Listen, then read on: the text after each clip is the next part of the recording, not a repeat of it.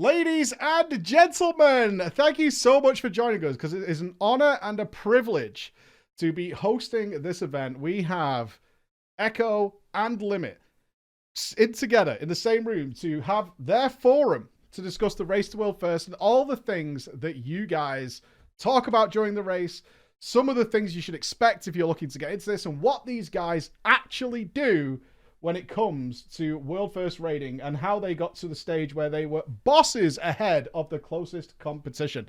It was absolutely extraordinary to see, and I know so many thousands and thousands and thousands of you tuned into that. Here we are. We are joined today by Mr. Maximum from Complexity Limit, the reigning champions, and Mr. Tags. Hello to you two. Hello. Hello. Hello. Hello. And over on the Echo team, coming in just second place, but very, very close, Scripe and Roger Brown. How you doing, gents? Hello, chat. Hello, everybody. Look, Roger's had a shave for us. How impressive is that? Yeah, there you go. Roger cut his hair. It was the first comment I saw in the chat was Roger cut his hair. Now, I'm fortunate enough to be able to talk to these guys before the race will first, but as we just talked about before this went live, we do not get to share any of that information because that would be unfair, about how much insane preparation, how much goes into the world first event for these guilds, and how these two ended up as such Goliaths of raiding at this point. So I'd love to get us started with you, Max. We had a great conversation before the race of just the weeks and weeks and weeks of off-camera stuff is how you put it to me. Like, I was impressed with how much you've done on stream, showing that level of preparation. And you went, dude, you have no idea. The amount of stuff that goes into this is crazy. So for any upcoming guilds, take us through what Limit's preparation was for a world first, especially in the Shadowlands, first tier. Yeah, so Shadowlands is a lot different, actually. We had, I would say before Nyalotha, the most kind of prep. Okay, let's separate like strat prep and player prep, because obviously the player prep thing has gone up and down for, especially going from last expansion to this expansion with AP and everything. But like strat preparation, all we did in Nyalotha was we had, an hour meeting before every raid testing we did. We talked about it in channels before and after like the test, and then we would kind of talk about it whenever going up to the actual raid coming out. And then we would just have a walkthrough on Monday and a shortened walkthrough. And then we would go over everything we thought, and then we would just let it roll. So from that to this I basically very casually played the game at the beginning of the expansion. And instead of me, tanking Mythic Plus for people, I just took myself entirely out of that role, took my stream off before my streams every day during the first part of the expansion. We would have a couple hour strat meetings about every boss on Mythic, all leading up, and between me, Tags, Bubba, and Siori and a few other people, and just going over everything we could possibly do. So that's already, like 20 to 30 hours more. And then we also got the guild up at 9 a.m., which ended up not mattering because of maintenance. But like we got the entire guild up at 9 a.m. for 2 weeks. We had morning meetings going over, usually a couple sets of bosses at a time, usually 3 to 4 hour meetings the 4 days leading up to Heroic Week. So we didn't have to waste any time in that week. And then all of that was stuff, you can let sit in your brain during Heroic Week, talk about it. Obviously, in Heroic Week, it's always weird because you just do bad strats on, like, you don't do anything you think is good in Heroic Week, right? So you end up like having really inefficient stuff, and you're playing with bad characters and stuff. But like, and then you have a big walkthrough on Monday, and you go over all the stuff. You start using the Mythic Week ores you're going to use, have people get used to that, play around with comps, try some stuff you maybe saw in Heroic Week but didn't want to do on stream. And then, yeah, so our preparation was probably maybe 40 to 50 hours plus, even just in strat discussions in the first part of the expansion, done completely outside of what the players were doing to prepare for the raid. So it was pretty extreme. And then the player thing, you actually want to throw it to Echo, because they I think outworked is the right word. I mean, I know you had a take preach that was like talking about how interesting you thought the preparation difference was between Echo and Limit. Echo just went fucking wild. Like they just did they did unholy shit with characters. Like even like when we saw what they were doing when the expansion released, we even typed in our Discord like, yo, if you guys want to maybe juice a couple of your alts you're never going to play in progression and level a couple more mains, we'll think about it. And I'll bring it over to them, because it actually was going to be better for them. Their strat got nerfed with the amount of gear that dropped in Heroic, and also them increasing the Mythic Plus eye level. Obviously that like will reduce how effective a really good raid clear would be for one of your 9 characters. So I'll let them go over that to go over more of the actual character preparation that goes into it. Yeah, I mean, just the last topic, very, very spicy one, actually. We didn't expect the M+ loot to be that big, and we also didn't expect the heroic raid to be this hard. So clearing the heroic raids took us way longer than we expected. And I, like, at that point, it was actually kind of stupid, because we should have probably just dropped a set of characters. Like, we literally should have just canceled the 6 characters, maybe, because we leveled 6 each. Some people went to 9, and we were a bit too invested in grinding all that gear, doing all the M0s, leveling them up, that we didn't want to cancel them. I remember we did one last sire before we wanted to stop doing heroics for Phil's 9th mage. And I was like, this is 100% not worth it. I think there was only 2 people in that run that were unsaved, and it was definitely not worth it. Some magical way he got the weapon, and it became worth it, kinda. But at the same time, he wasted so much time. So it was so sad. We didn't have enough prep for the bosses themselves, which was something that you could see, for example, on Artificer. Even though it's an easy boss, it requires that prep. It requires every player to know what they're talking about, like what they're doing. And it was a little bit like some people didn't even know some mythic mechanics here and there. And we would have fixed that. We would have had those, for example, our walkthrough run that Max was talking about on Monday. We only did the last 3 bosses, and we didn't even do them really properly. We did run out of time, so we did go a bit too ham. But it was also because the heroic was so hard. We didn't expect that. Our Mythic Plus prep was bad. We didn't have enough tanks trained, and our people didn't do enough M+ for beta. We didn't expect that. Same. Yeah. Oh my, we had 0 tank. But did you feel bad then, Max, Yeah. that you'd taken yourself out of that role, and then you'd like, No, I where's didn't the feel tanks? bad. No, Their dude, I problem, hate not mine. that. Dude, no way, man. I had like a blood DK with like no gear. I had to tank like 3 hours of Mythic Plus one night because they couldn't find a tank when I wanted to do like strat stuff. And I'm just sitting here like miserable on this completely undergeared, horrible dungeon tank, just doing these runs really slow, like 14s or whatever. But yeah. I'd Yeah, like and- to- Go on, sorry. Yeah. I'd like Reload, to throw in a Roger, go. question here to both of you.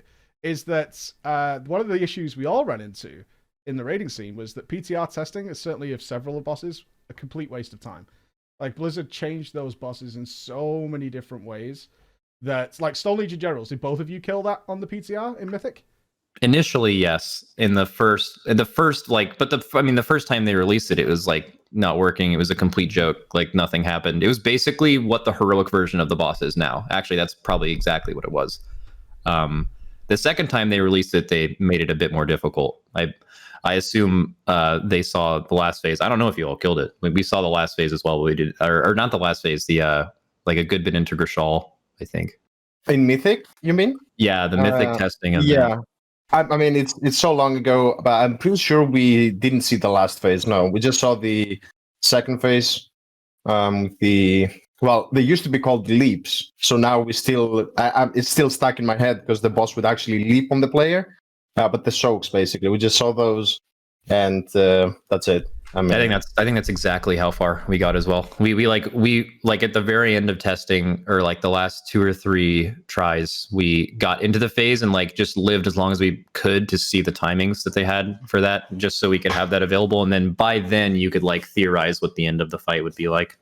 But but no, going back to what Scripe was talking about with Heroic Week, like, I think Heroic Week was so different this time around than it's ever been. I've never, and this is including when there was AP in the game, I've never felt so rushed / out of time as I did, because now it's a skill you need as a world first raider to PvP. That's the first time that's ever been real. Like you needed to get 1800 or 2100 before last expansion, but it wasn't nearly. I mean, PvP gear is broken. Mm-hmm. It's targeted for some reason. Frost DKs and Hand Shamans, Rogues, Windwalkers, and Demon Hunters can get a 233 weapon before you pull a single mythic boss, and no other class can, just by getting 2400 week 1. Which, by the way, neither of our guilds knew about until the reset rolled over. So thanks, Blizzard. But even then, like, imagine if we knew, and we had one player who like is a PvPer who got it, and I think like we had a few other people get it the next week or something, and then they all have it now after progression's over. But like imagine how much more grinding there would have been in that week alone. Like you would have cut so many heroic splits just to try to get 2400. It was so important. So yeah, that was weird. And then we can go over this with like, I'm sure there will be a long discussion about the and I imagine a good discussion about the whole global release thing. Everyone wants it, it's not there, but like that week specifically, that like 8-hour maintenance we had in heroic week really strapped us. Like that was not having 8 more hours that week to farm stuff, especially having less time to react to the Friday and Monday tunings, was that was scary. Talk about like I felt like our entire guild, and I'm sure Echo is the same. Like you felt like you could have spent like probably 2 more days that week doing noticeable, like worthwhile things. Mm-hmm. Well, rather gearing up Flex's 9th mage, maybe. No, Flex didn't have 9 actually. It was Phil, but I think Flex had 8, so kind of a casual. No, but he's losing it. Yeah. For the heroic week, I think the one thing that really was not enjoyable, because you mentioned PvP, I think a lot of players were kind of used to doing PvP because of the 2 boxes in PFA, although now it's like way better than it, way more worth it. I think the most annoying thing for us, though, at least, was the endless grind of Mythic Plus just to get the 203s. I remember myself on Tuesday doing like 15 Spires of Ascension to get my 203 weapon, which I used all the way until the day we killed Sire, by the way. And the legs from Plagueful, because those 2 pieces I was missing, and I did like 20 Plaguefuls, didn't get the legs, and I was like, I just wasted a whole day, basically. So I'm really hoping that Mythic Plus spam is not going to be a thing next time. I don't know, because at least the PvP thing, you have a set goal, you reach it, you're done. With how M Plus gear works, you could be there for like literally 10 hours and just the item won't drop. So hopefully that will be changed. And yeah, that was definitely felt way more pressured than almost any other tier in terms of time during the heroic week, for sure. And gotta take it into account. It was kind of our fault, right? Definitely a lot of lessons learned of what is worth time-wise, and making enough space in the week to do the other more crucial things, because it's also kind of weird having a plan beforehand and then realizing halfway through the week, like, oh damn, like the raids are too hard, or M+, we need to spam 2 days M+ to cover the slots that you didn't loot from heroic. And then you're like, how do we adjust this? So I think next time both guilds and like every other guild has a better idea of what to do and schedule everything. Well, there is another element to this, right? Is the BoEs. Sorry, Tax. Not sure what you're doing. You finish your thought on that one before I cut in with that. Well, yeah, I was gonna just add on the same lines that's kind of why, or it helped us that we made the decision really quickly to just like finish heroics, because we saw how hard the raid was, and we basically said, okay, let's just, we finished the raid by like Thursday, I think. And then just the entire rest of the week was PvP and Mythic Plus. And I don't know if that's maybe the same strategy if the raid was easier. Well, actually, I still think it would be. But then, it's a matter of how many runs you do. Because we definitely could have done more than 4. But we just basically said, all right, bad characters are out. You're done. We're not bringing you. We're going to finish these raids as quick as possible and then move on. Mm-hmm. And that ended up being really good, because then, people had their time to do 15 necrotic wakes over the weekend and not get their feast or something. But you needed to actually get there as quick as possible. That's very true. And I think one thing that also I'm very much questioning in terms of how is it fair across the board is the Mythic Plus box giving 226 items, while the highest level of rating, which was heroic, giving you 213 only. I'm not sure I like that for that first box. same kind of goes into PvP, but it's a little bit more complicated. They would have to like time gate in general the levels of PvP items if they were to touch it. But I just think it's a little bit awkward how you basically have to do 10 14s in week 1 because all the items that you'll get from the raid are probably useless unless you get a weapon, you know? So yeah, it always seemed like they've always gated like Mythic Plus gear the first week on Heroic to some extent, and it seems like they just didn't do it enough this time. Same with PvP, I think, or maybe they didn't gate PvP, but they should probably. Well, they're doing a whole loot experiment this time around, right? PvP is really all over the place. And we'll talk about this when you go into BoEs, which I assume you want to transition to next. But like that's what we were wearing with like look at both of our guilds. Like, yeah, we had crazy eye level. I think we both killed Nathria at 220. But like our raiders are wearing, you know, I saw a couple of takes on Twitter from PvPers and Mythic Plusers that are like, oh man, like we're pointing the finger at each other when it should be pointing it at raiders. Like, and I'm looking at our guild, like our raiders are wearing 4 Mythic BoEs. They're wearing like 2100 PvP upgraded items. They have 2 10s that they've farmed in Mythic Plus and the other slots. And then they have a vault slot and literally at most 1 item total from the entire raid that they maybe don't even want. And it's not raid. Like PvP for us, like Mythic Plus serves its early purpose. PvP is the end game, and then like by the like 4 months from now, we'll probably all have like full Mythic gear or something eventually out of the vault. But like, there's so many other things in play that it's just so different. It's so different. Well, continuing that thought, then it does feel like in the Shadowlands Blizzard went out of the way to disrupt you guys. Like, I know that seems very niche, and I mean, Scripe seems to be nodding here, so maybe we'll throw that at him. But everything they did to heroic gearing, they then went out of their way to make sure Mythic Plus was not useful even if you were a heroic raider, so you couldn't do any form of trading, which didn't stop you guys, and never seems to anyway. But did you feel like it was literally them going out of their way to say, you top guilds that keep crushing our content in the first week, we're going to try and hamstring you as much as possible? I definitely think so. I don't know if it was intentionally aimed at us, but they did fix the heroic splits on the heroic week. And I really like it. I don't know. Like, it's not like we enjoy playing with people that we don't know at all. We want to play with our team, and we just want to, you know, go through the content, and we want it to be hard. I really love the fact that the heroic week was hard as well. It did ruin our plans, but it was really good for the game. Like, I enjoyed it more, even though I knew we were getting struck by this. I knew it was just more fun. But what I would love them to for them to fix is also the Mythic week. If they could fix the heroic splits on the Mythic week, we don't have to basically like look for people to boost, it would be so good.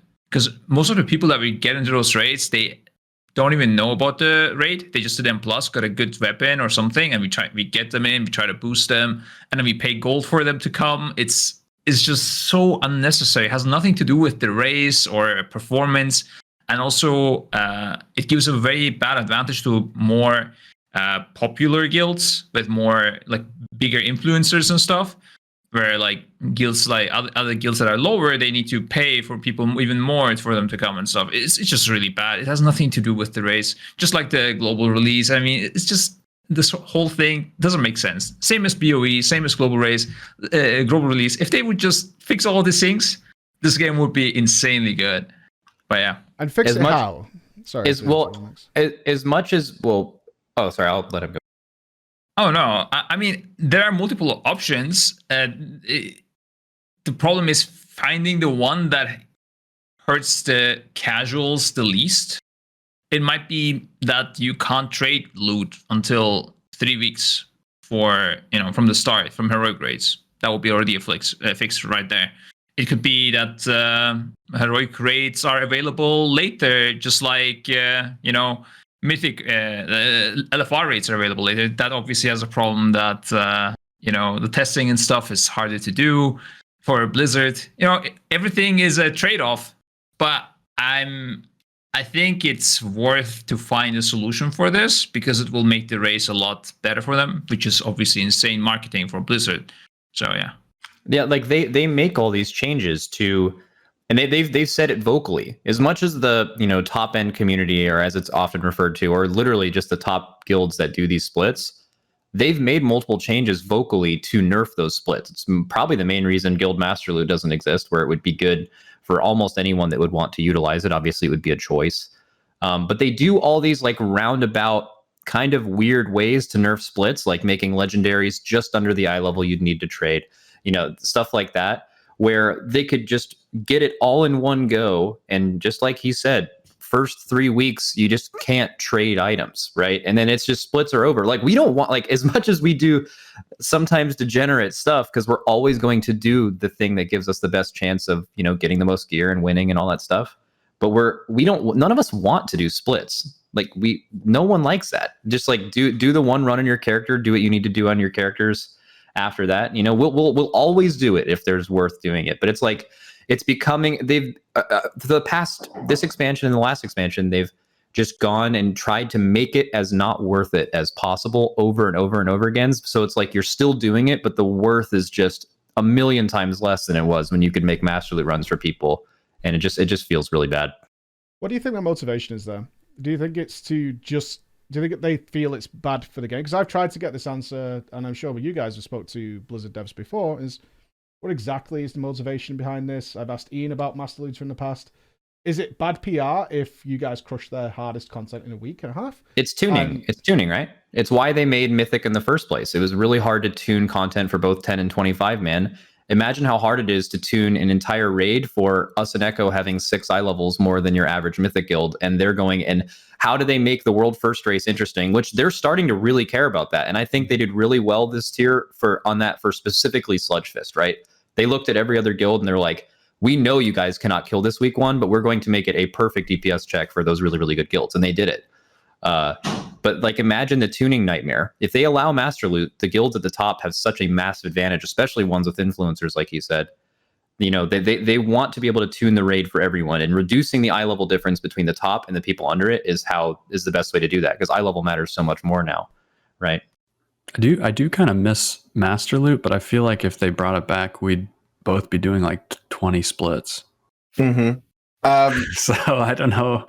I mean, it might be better for a lot of people, but I feel like for our guilds, it would be a nightmare, actually. I was thinking I was thinking a little bit about it, like in the past when we didn't go as crazy as we are now. How was the system working? And I remember.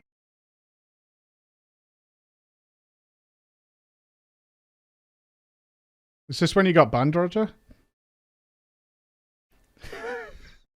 I just thought he'd remind you.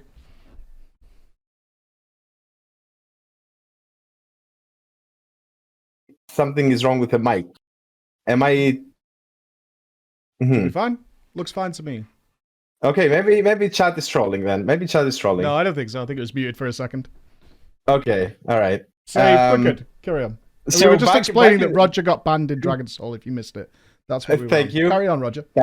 That's what I wanted to bring up. But no, back in Dragon Soul, I'm pretty sure the system worked in a way where if you killed the boss in Heroic, then you were basically locked on it in normal mode as well. So then whatever characters did not kill the boss in Heroic, the people that were benched, we would just switch over to normal and get that kill for them. Now, I know we can still min-max that, and I know the system with personal loot is a little weird and how the lockout is only a hard lockout for Mythic now. But there's like this flex thing, right? So it's a little weird, but that I think already would have been a pretty nice thing to have. So that the main roster that you're using to kill the bosses, you can't go back and like, you have to kind of choose at least. Now, I don't know. I'm trying to think if that would work. Probably not. But anything that helps us get away from, okay, let's do this boss 10 times and bring 10 people to trade this specific item, and looking on Group Finder for minutes and I don't know, tens of minutes for those people, and then the item didn't drop. What a great experience. Well, look, from an outsider's perspective, I don't think there's a single system they could possibly develop that you guys will not abuse to the absolute extreme. And if they made Master Looter a thing, you would just have 20 raids where you're Master Looting everything to some person. You will go do absolutely wacky things, which is why it bothers me a little bit that they seemingly go out of the way to try and hamstring you, because you'll just keep going and going and going and going. Because that's the nature of what you do. Do you truly believe there's a system out there that stops you doing degenerate things, I guess is the phrase? Well, I mean, probably not, but well, I mean, there's a couple, I guess, but it also doesn't just affect us with them randomly keeping hamstringing. Like, it affects other people. Like, I largely think a big reason why there's no tradable personal loot now, rather than some other system, is because of us. But it affects a lot of people. Let's say you're doing Nyalotha, right? And you're a fire mage, and you're never going to use the Skitra Psyche Shredder off of the second boss, and you loot it, and you don't have a mythic trinket, so you can't trade it to your Ellie Shaman or Moonkin or whoever would actually use the trinket. That affects every guild, that scenario, where you get an item and you want to trade it to your friend and you can't because, you know, they've made a couple of, in my opinion, arbitrary rules to really limit the amount of gear acquisition from top guilds that affects everyone. So I think there's a lot of work to be done there. But like I said, Master Loot, as much as we all want it, because, you know, you obviously want to be as optimal with gear as you can in progression, it would man, yeah, I thought about that last expansion with how crazy we go with gear now. If they ever brought back Master Loot, how much different it would be now than when we last had it. I mean, it would be insane. It would be insane. You guys would do some really awful stuff with that. I don't think that's any question. But that does move us on to the... You've touched on two subjects there that have been a sore point with sort of several people, including myself, who've been trying to get more guilds up into the World First race. As you guys race ahead, it's always nice to see more and more competition in there. One is the power of influences and your personalities within your guilds being able to attract helpers in order to provide you with gear. If you have that, you know, the cult of personality, or you're the top guild, you attract more eyeballs, which attracts in terms of more players. And a good conversation I had with Nex, the GM of Aversion, during the 8.3 raid was about BoEs, which is another subject we wanted to touch on here, because Max said, you know, we were just buying everybody BoEs, because why wouldn't you just buy 226 gear, right? That'd be crazy not to. And one of the issues they ran into was literally we don't feel like we can compete at the same level because of wallets and their ability to get more people to help trade them things. And gear is such a massive factor that, you know, people were going to Echo or they're going to you and you're paying millions. I assume our wallets are pretty empty at this point from both sides. And how do you guys feel about that aspect of it, with Blizzard providing such high quality BoEs? And there weren't a shortage of them. In fact, I think I saw, if we go to Echo first with this, at one point, you guys just put out a message, stop trying to sell us your BoEs. We're done with you guys. Whether it now got to the stage where people were coming peddling them to you for millions of gold a time and mithering you to get their BoEs rid of. They were actually way overpriced, too.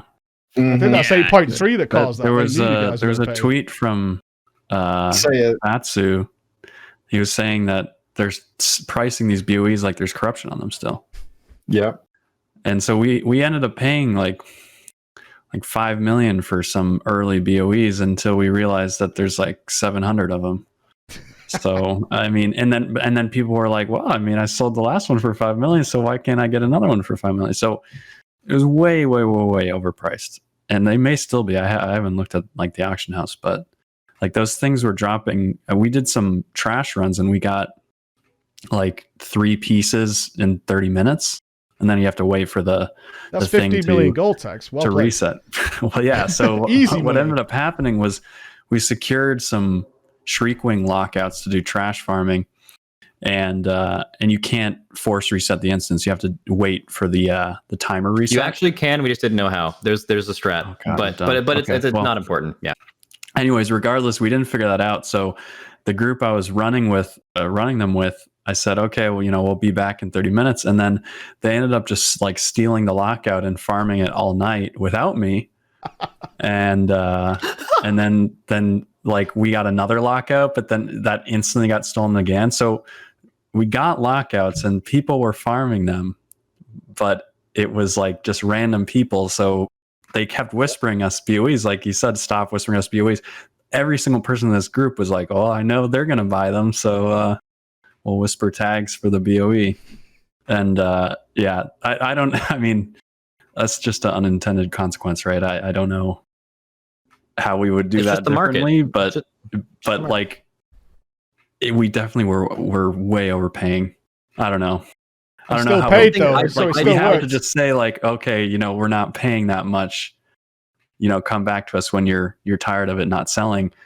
But it's a race, so we need the piece now. So and they It's know just the that. market. So We're not over. No, of they're course, not. Yeah. We're not overpaying because we're the only people we can't afford. Like you said on the Dratnos show or the Titanforge podcast, you said we don't have the liberty to be like, okay, well, no one else will buy that. Come back to us in 1 week. We need it then. That's the market. They know that we're there, and as soon as we kill the last boss, that market's gone, and the BoEs don't cost anything anymore. Like it makes sense why they're doing it. It's just miserable. BoEs are trash. I want to let Echo's take on it, but like, Echo seemed angry, like actually angry. Like, you know what's the best part? When you have people whisper you or come to your Discord and DM you and be like, hey, I got this vanilla 226 item, no socket, no leads, avoidance, nothing, right? Like just the boots, for example. Yeah, I was thinking, do you want to buy it for 6.7 million? And I'm like, bro, 6.7 million for just a vanilla item? Like, this was my mythic level beast corruption item in the previous tier. And you guys, like, I don't know. It went way out of hand. And to pour salt into the wound, we also had this new meta, apparently, which honestly, I think it should stop right here, right now, of come join our raids. And if you trade us an item, we'll pay you even more gold because we're so rich. I think Pieces started it. Yep, that was Pieces' fault. And then everyone just jumped in on it. And then I was getting whispers a week after the race was over. Hey, I trade you this item. Here's the clip. You still owe me some gold. And I'm like, God damn it! Like, what have we done in this game? Pieces is too rich, man. They have so much more gold than everyone. They had full mythic BoEs on their raiders days before anyone else. Like, they have too much gold. Yeah. I don't know. Oh, and one last thing as well. When you think you're done with the BoEs, and then suddenly some 207 BoEs pop up, like midweek, and you're like, oh, that's some good stats on that ring. Let's get that as well. And thankfully, those, for some reason, I think because the people don't realize how stats work, they were lower priced then than they are now. Like right now, those rings and 207 items are more expensive than they were when they first started dropping. I don't know how, but yeah. It went way out of hand, and you were exactly like Max said. You had more gear from BoEs than any other source, which I think is ridiculous. It's ridiculous, and it's just it's never been like this before. I guess you could kind of say Benthic was a similar kind of upgrade in Ashara, the Ashara raid, but that was like a different form of like you grinded it, and it was a weird system, but it was there. But ever since Nyalotha, the corruption BoEs were insanely impactful, and it definitely it didn't all the guilds competing at the top had access to it, but it was the guilds under are just sitting there. Like the difference in damage between like our guilds and most other guilds, at least in Mythic and Nyalotha, was massive because we had the money to get those BoEs, right? And then the same thing in this raid. We thought like, oh, there's no more corruption on BoEs, we're fine. Just kidding. Turns out there's 4, and you can't get gear from anywhere else, and main stats better than it's been in like 6 years. So even if it's bad stats, it's actually good for you, which would not have been the case in last expansion, right? Like there's almost no way those BoEs would have been worth it because of how powerful secondaries were. And then it ended up being like almost a similar power gain to gain 4 mythic eye level pieces than it was in corruption, which is like completely unprecedented. And yeah, I mean, just I think I speak for both. Like the BoE situation is bad. Regardless of how you look at it, you can talk about the PvP gearing and stuff like that, which I think it's fine that we have to get rating and stuff. But the BoEs, man, like you can't have that much power level come from a like random thing that drops on the ground that you can buy in the auction house. It's just weird. It's bad. It feels really unrewarding as well. I mean, for you guys as well, you just get this item. You did nothing. Right? In your case, you've got people buying them for you, and then you just wake up with items. It's like, oh, okay, this it just feels like you did nothing. You might spend 30 hours wiping on Sludgefist, but you could just go to the auction house and get something equally as good as this effort, right? If not better. It just feels terrible at the mythic level. I mean, you don't do nothing, I'm pretty sure that limit players as well have been doing a little bit of curvings, if you know what I mean, after the race is over, because that debt is not going to pay by itself, right? Like, I'm pretty sure everyone is trying to. Any numbers from you Get guys? that- Anyone going to share? There's 330 mil for us. I think it was about the same for us, maybe even a bit higher. And the funny part is that we thought that we were pretty good with, like, how much did we have? Like close to 200 million. We're like, we're not going to spend more than a lot of We this thought time. the There's same no thing. way.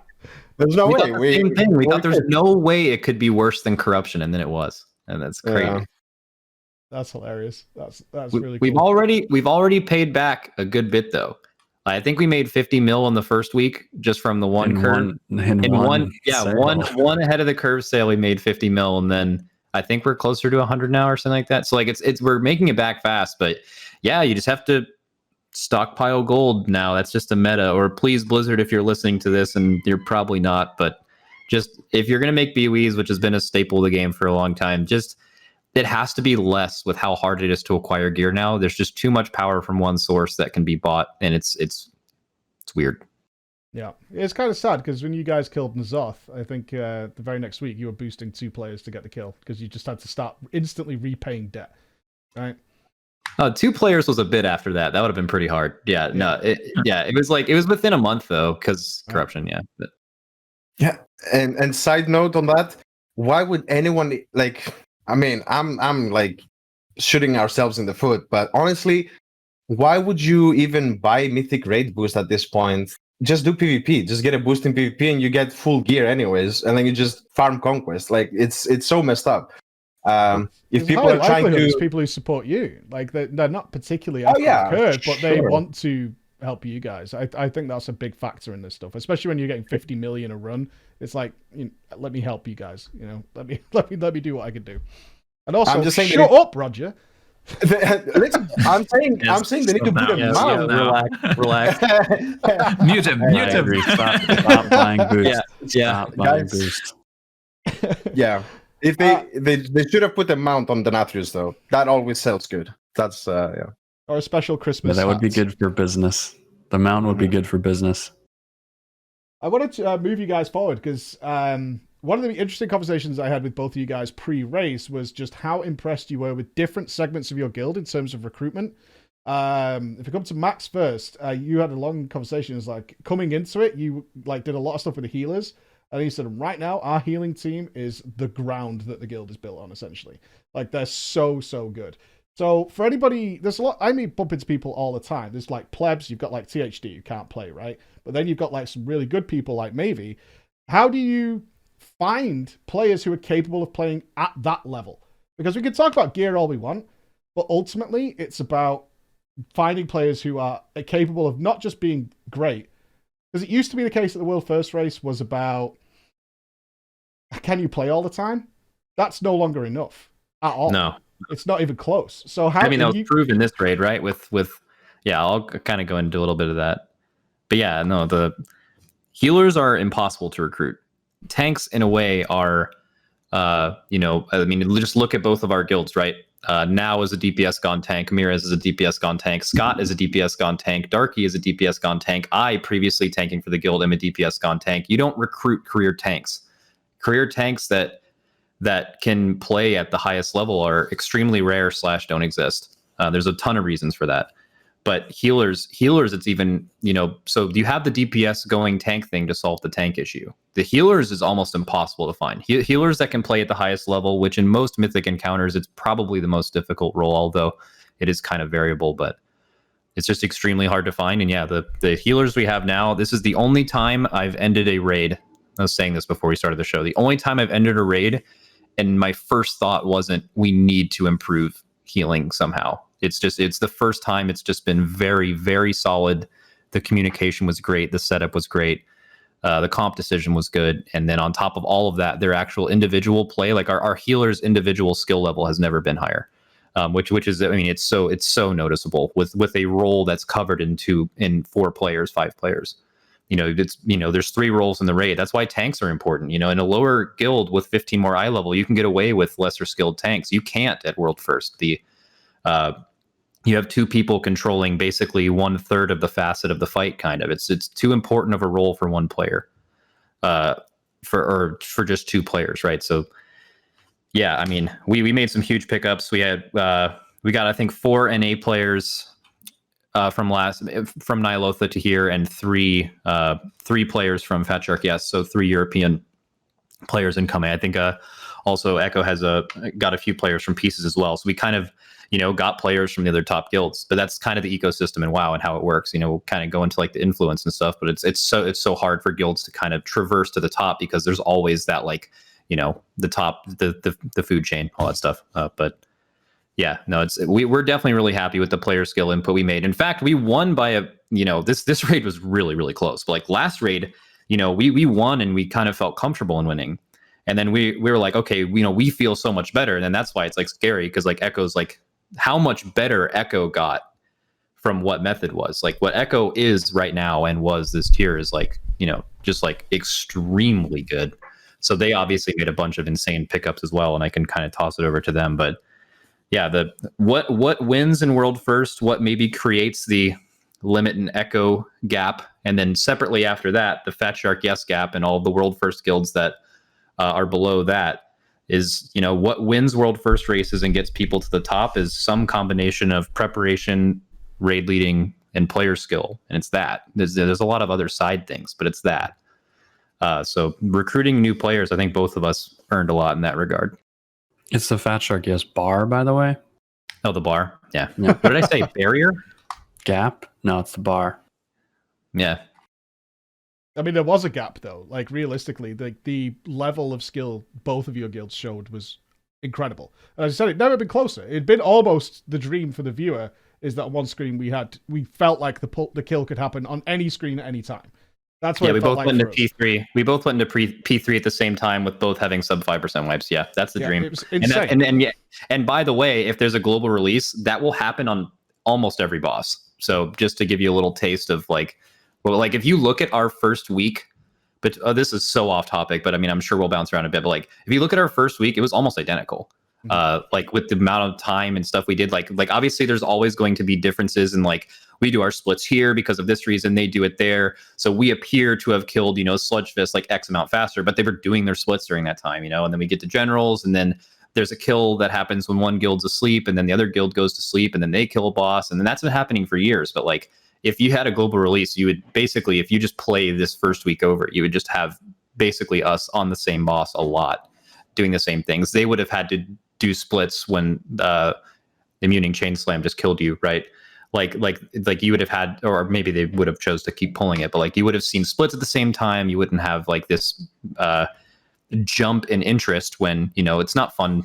It's not fun to do splits during Mythic Week ever, but it's certainly not fun to watch it, right? So you just see constant action. That's really not fun to comment on it. Let me tell you. Mr. Scribe, the same again, because you had almost this is what's weird, because before this show I was obviously bouncing backwards and forwards between you guys to get everything organized, and one thing I said to Bobby is like, I have practically the same conversations with you guys. They're all identical, because as I had that conversation with Max about the healers, Scribe, me and you had a conversation where you were saying the guys we've picked up absolutely on point, and again, how do you spot these guys that are like, or do you never know until you get them in? I mean, it is always a gamble, honestly, with every trial. And what you're trying to do is always minimizing the risk.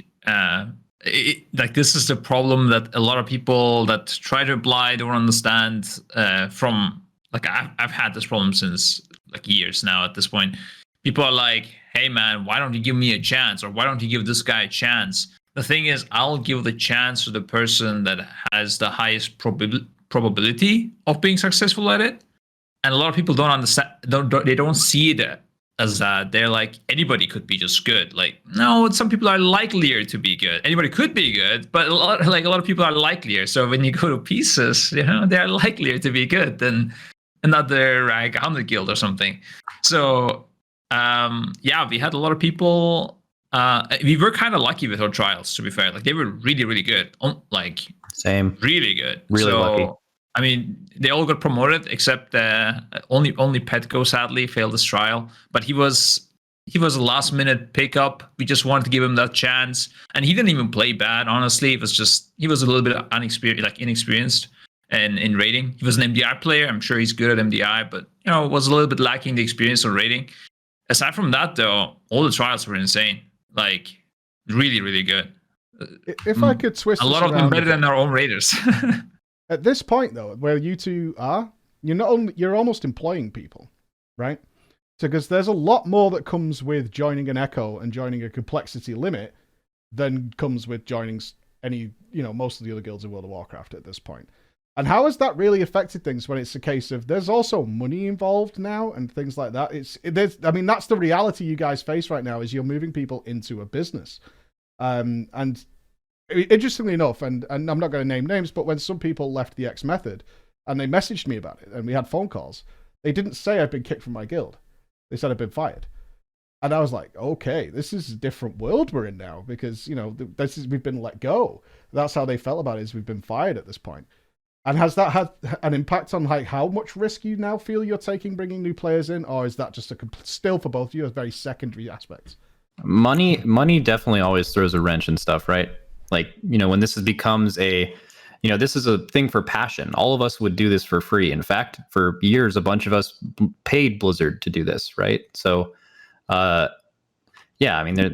is always weird, but yeah, it's going to be there. It's a free market. It's unregulated. It's not like these other guilds that we want players for. Like, yeah, it's going to be that way. We don't have to take the chance. Like he said with the trials, he's going to take the likeliest person. If you're someone in a World 300 guild and you're great and you're getting better, you're like, man, why won't you take a chance on me? Yeah, there's diamonds in the rough all over the place. In fact, especially in Shadowlands, when all the Fortnite Zoomers' favorite FPS player was playing WoW for the first 2 weeks, and if you just break down the numbers of young players that haven't played WoW before watching it, there's a certain amount of people that become enamored with this game, right? And those people 2 to 3 raids from now are going to be the really talented players that are getting better really fast, that might jump up to this level really fast. But we never have to take the chance on that player in a World 300 guild.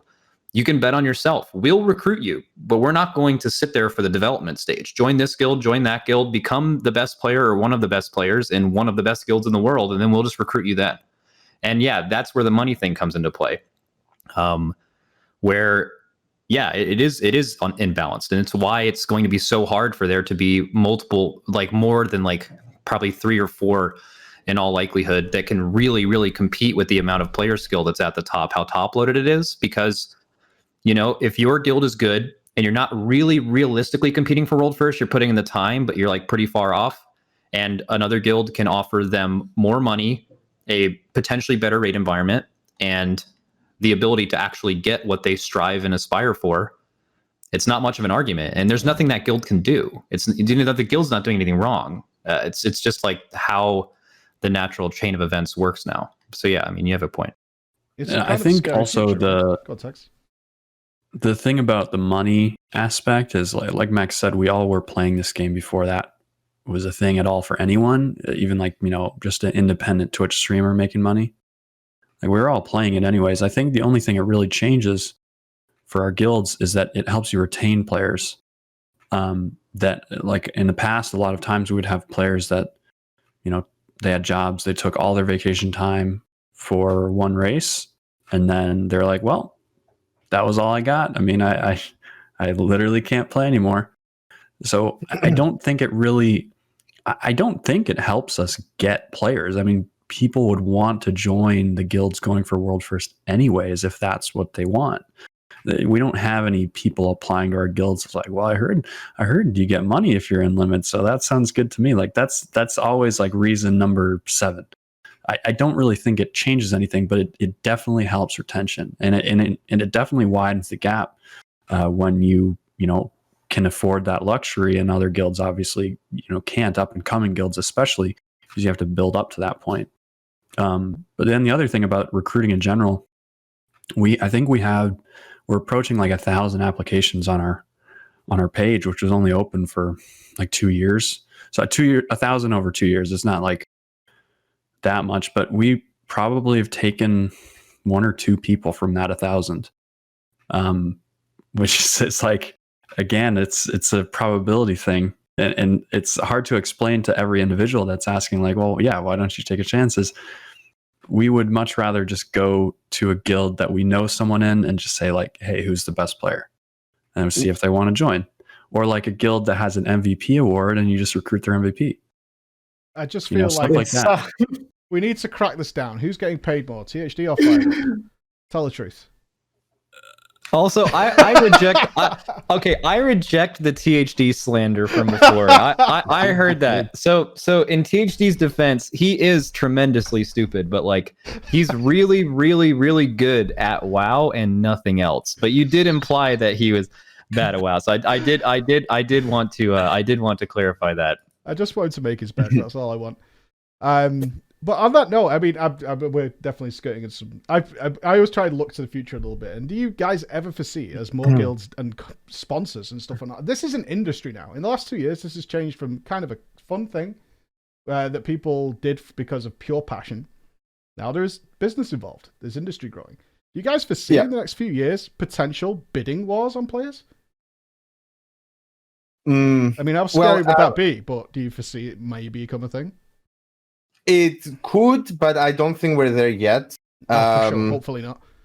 Yes. So possibly, there's a problem in general. I wanted to go over this, hearing what Pax was saying before. I think it basically just like pre-BFA era, it was the race to world first was progressing in terms of getting better at the game and min-maxing a little bit more, but then BFA completely started a new cycle basically where suddenly there was more money to be made from the game because you're streaming it, so then you attract more sponsors and et cetera, et cetera. That in turn makes it that you're able to give more money to the players, but it also raises the stakes because then you have to become way better, right? So we've seen a rapid growth in terms of preparation and all of these degenerate stuff, as we call it, right, that we do from the past couple of years. But that also means that the players that you have can't really have another job, which was a thing before BFA, right? So whoever you get needs to basically be committed to playing the game. Maybe a part-time job that he can be flexible with, but yeah, this was a big thing back in the day. We had maybe like 10 people having a job and then taking a couple of weeks off. Now you can't really do that unless your job is streaming. I mean, then you can do whatever you want. But yeah, that is a big change. So then it makes it even harder to find people that are willing to take that step, quit their job or just commit to this. And then after a year, maybe they realize this money is not enough and they have to go do something else. But it's changed a lot, the recruitment process, I would say for sure. This is like one of the first things you ask. Do you work somewhere? Are you studying? What are your plans in the next year? If you can't play all the time, or at least be available, then it's a big problem. So therefore, what you said about bidding wars, I think it's very hard to find a lot of other people, right? So you have us and Limit in EU and US, and I think a lot of the other guilds, they haven't taken that step yet where you don't have jobs, you're fully committed to this. Is the pie enough for other guilds to be able to do this, like find enough sponsors to pay everyone enough so that they don't have jobs? I don't know. I don't think we're there yet. Maybe in the future, but it's definitely very hard to take that step because I think a lot of guilds played like a week hardcore and then they started cutting down, right? And you can't really have that. I mean, that's basically FFing on the race right there. Well, on that note, I would like to change direction a little bit. Let's get into the meat and two veg that I think our audience is probably really looking forward to. But you have so many ideas, and every event, every conversation I have with you, at some point this topic comes up, and it's been touched on already, is how the event is actually run and held. It's a community-driven event, and I've seen every suggestion from Blizzard get involved when I spoke to Blizzard about it, and they seem to be okay with being hands-off, although they're definitely interested, and they love the event as well. We're talking about the global reset, how it's timed up, and obviously the fandom that's grown around, especially both of you guys and all of the other guilds that are in the top 10 has grown and grown and grown. So these people obviously care much more about this stuff than they previously did. suggestions from you guys. Every idea I've ever seen tossed out about, is there community rules around the Race to World First that you guys abide by? Is it just not going to happen because it doesn't look like Blizzard's ever going to do a global release? Where are you guys sitting on this? That's what I want to know. Like, where do you guys stand on this kind of stuff? And what would you like to see in the future, or what do you think is possible? A global release. The global release is the only thing that'll work. It's ridiculous to ask Echo to make NA characters. I can tell you straight away, making characters on a new realm, I can almost guarantee, I don't know this, but I can almost guarantee you they'd have a few players that don't want to leave their EU accounts at all, and they would not want to do that, right? And also, why should they have to do that, right? And then asking us to either play on EU realms or even just wait 16 hours to start is insane. Or waiting until, I guess it would have been 10 hours this time, like after the maintenance. But yeah, I mean, it's just this weird thing that's been going on for 2 years. Obviously, everyone wants it. We want to start at the same time as them. I certainly don't want to hear from mad EU fans after races that what we've done wasn't legitimate. When I feel like it was.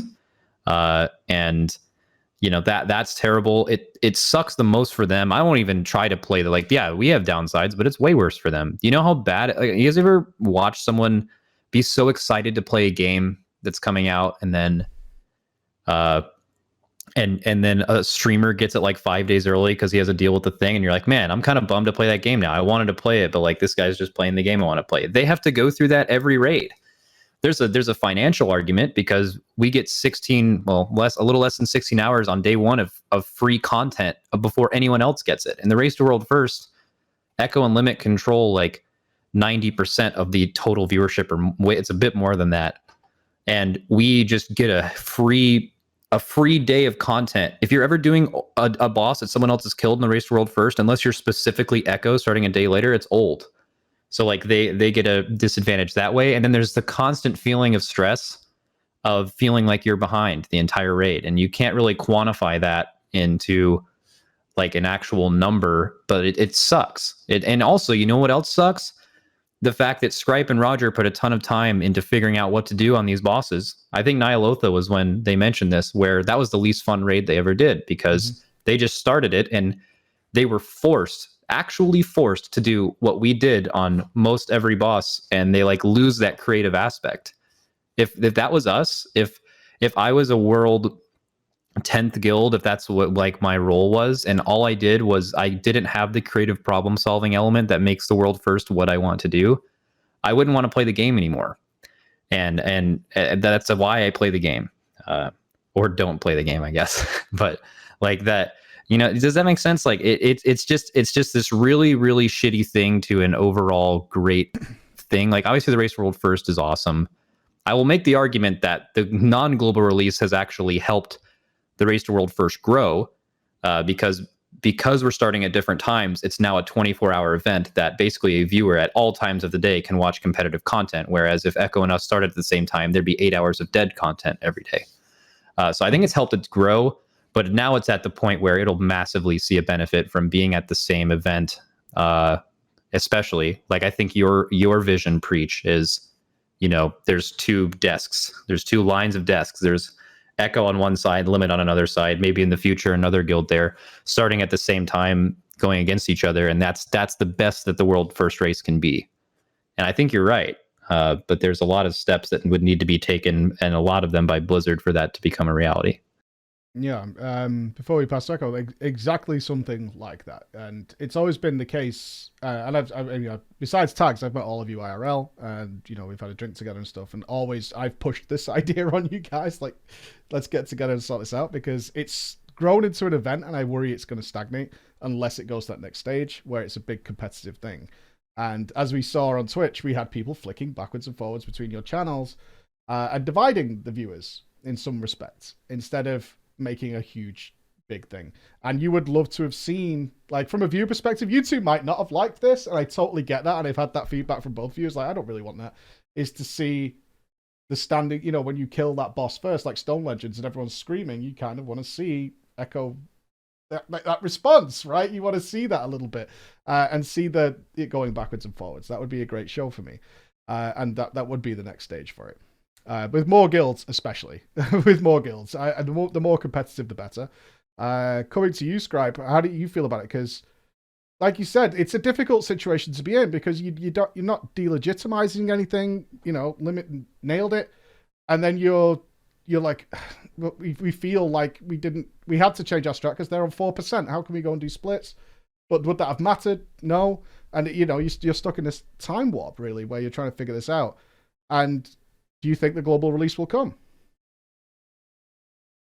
I think like a lot of people think this is like a really hard thing to do, the global release. Like we don't have the technology. It's only 2021. Like it's really simple to do these things.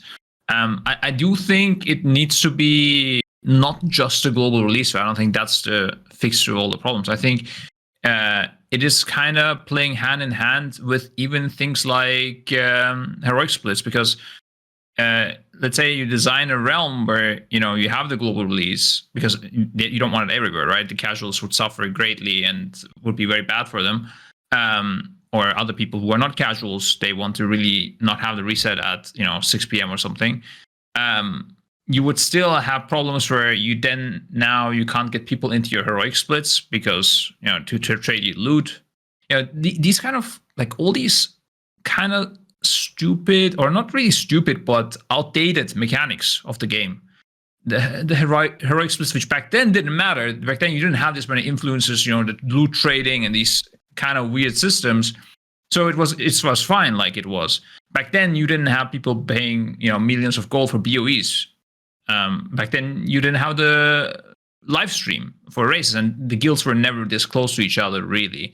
I mean, maybe they were at some point. I don't really remember because it wasn't that important back then. Tax. Whoa. Oh. We have a man down. We have a man down. One heal. He wasn't on stream. But I think if they would do it, I think it would be a lot better for the whole race. It would just make a lot more sense, because a lot of people don't even understand what's going on. Like there's still some people that think like, Echo won the race. They think that we won. Like, no, we didn't. Like there's no discussion. Even if you calculate the time, we just still lost. Like there's some people now, like, no, I know Echo won. I still see sometimes people commenting on the limit streets or something. It's so funny. Like I don't know, you can't convince them because it's kind of a little bit complicated. I mean, I can't say how it affects it. It's really hard to quantify things when it's there's a lot of mental stuff that gets affected. The feeling of being behind, but at the same time, Limit has always the feeling that they need to look behind their backs. That are they coming? Or maybe what happened now? Are they going to copy our tactics? Like, we can't stream council. They will copy your tactics, and we would. It's so messed up. It's so messed up. It doesn't make any sense. It's like the problem is that Blizzard still doesn't, or well, they started now actually, but they didn't really see it or accept that it is a race, because it's not really an official race. There's no prize money. There's nothing. We don't even get game time. It's ridiculous, kind of. But I got. But yeah. We're doing a good bit of marketing for the game, Little bit.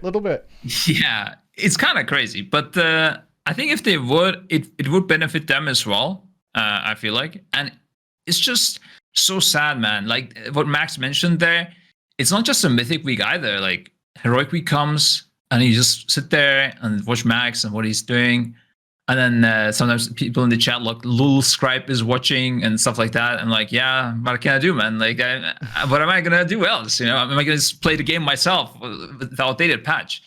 And Max mentioned that feeling that you want to play this game that you really like, and it comes out, but another streamer is playing it, you can't play it. For us, it's not just the game that we want to play either. Like we're investing a lot of time into this, right? And then you're just sitting there. And you're watching and you're just praying like, let's hope they wipe, or some boss is bugged or something. Like, it's just so stupid.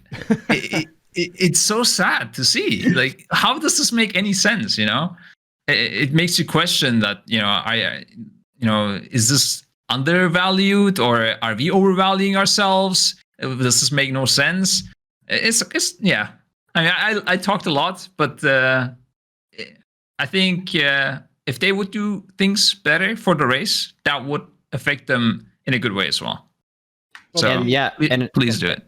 Yeah, and another thing too about like, I think a feeling that both of us share that happens during the race, and I think this is one of the worst parts of the global release issue, is the sinking feeling of sleeping. And like, you get bad sleep because of it. Both guilds.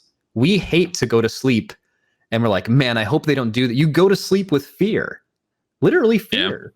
You go, and they go to sleep and they're like, man, fuck, I hope they don't kill this boss before we wake up. Same thing for us every night, by the way, because there's the other guilds basically rating full time once you sleep for both guilds.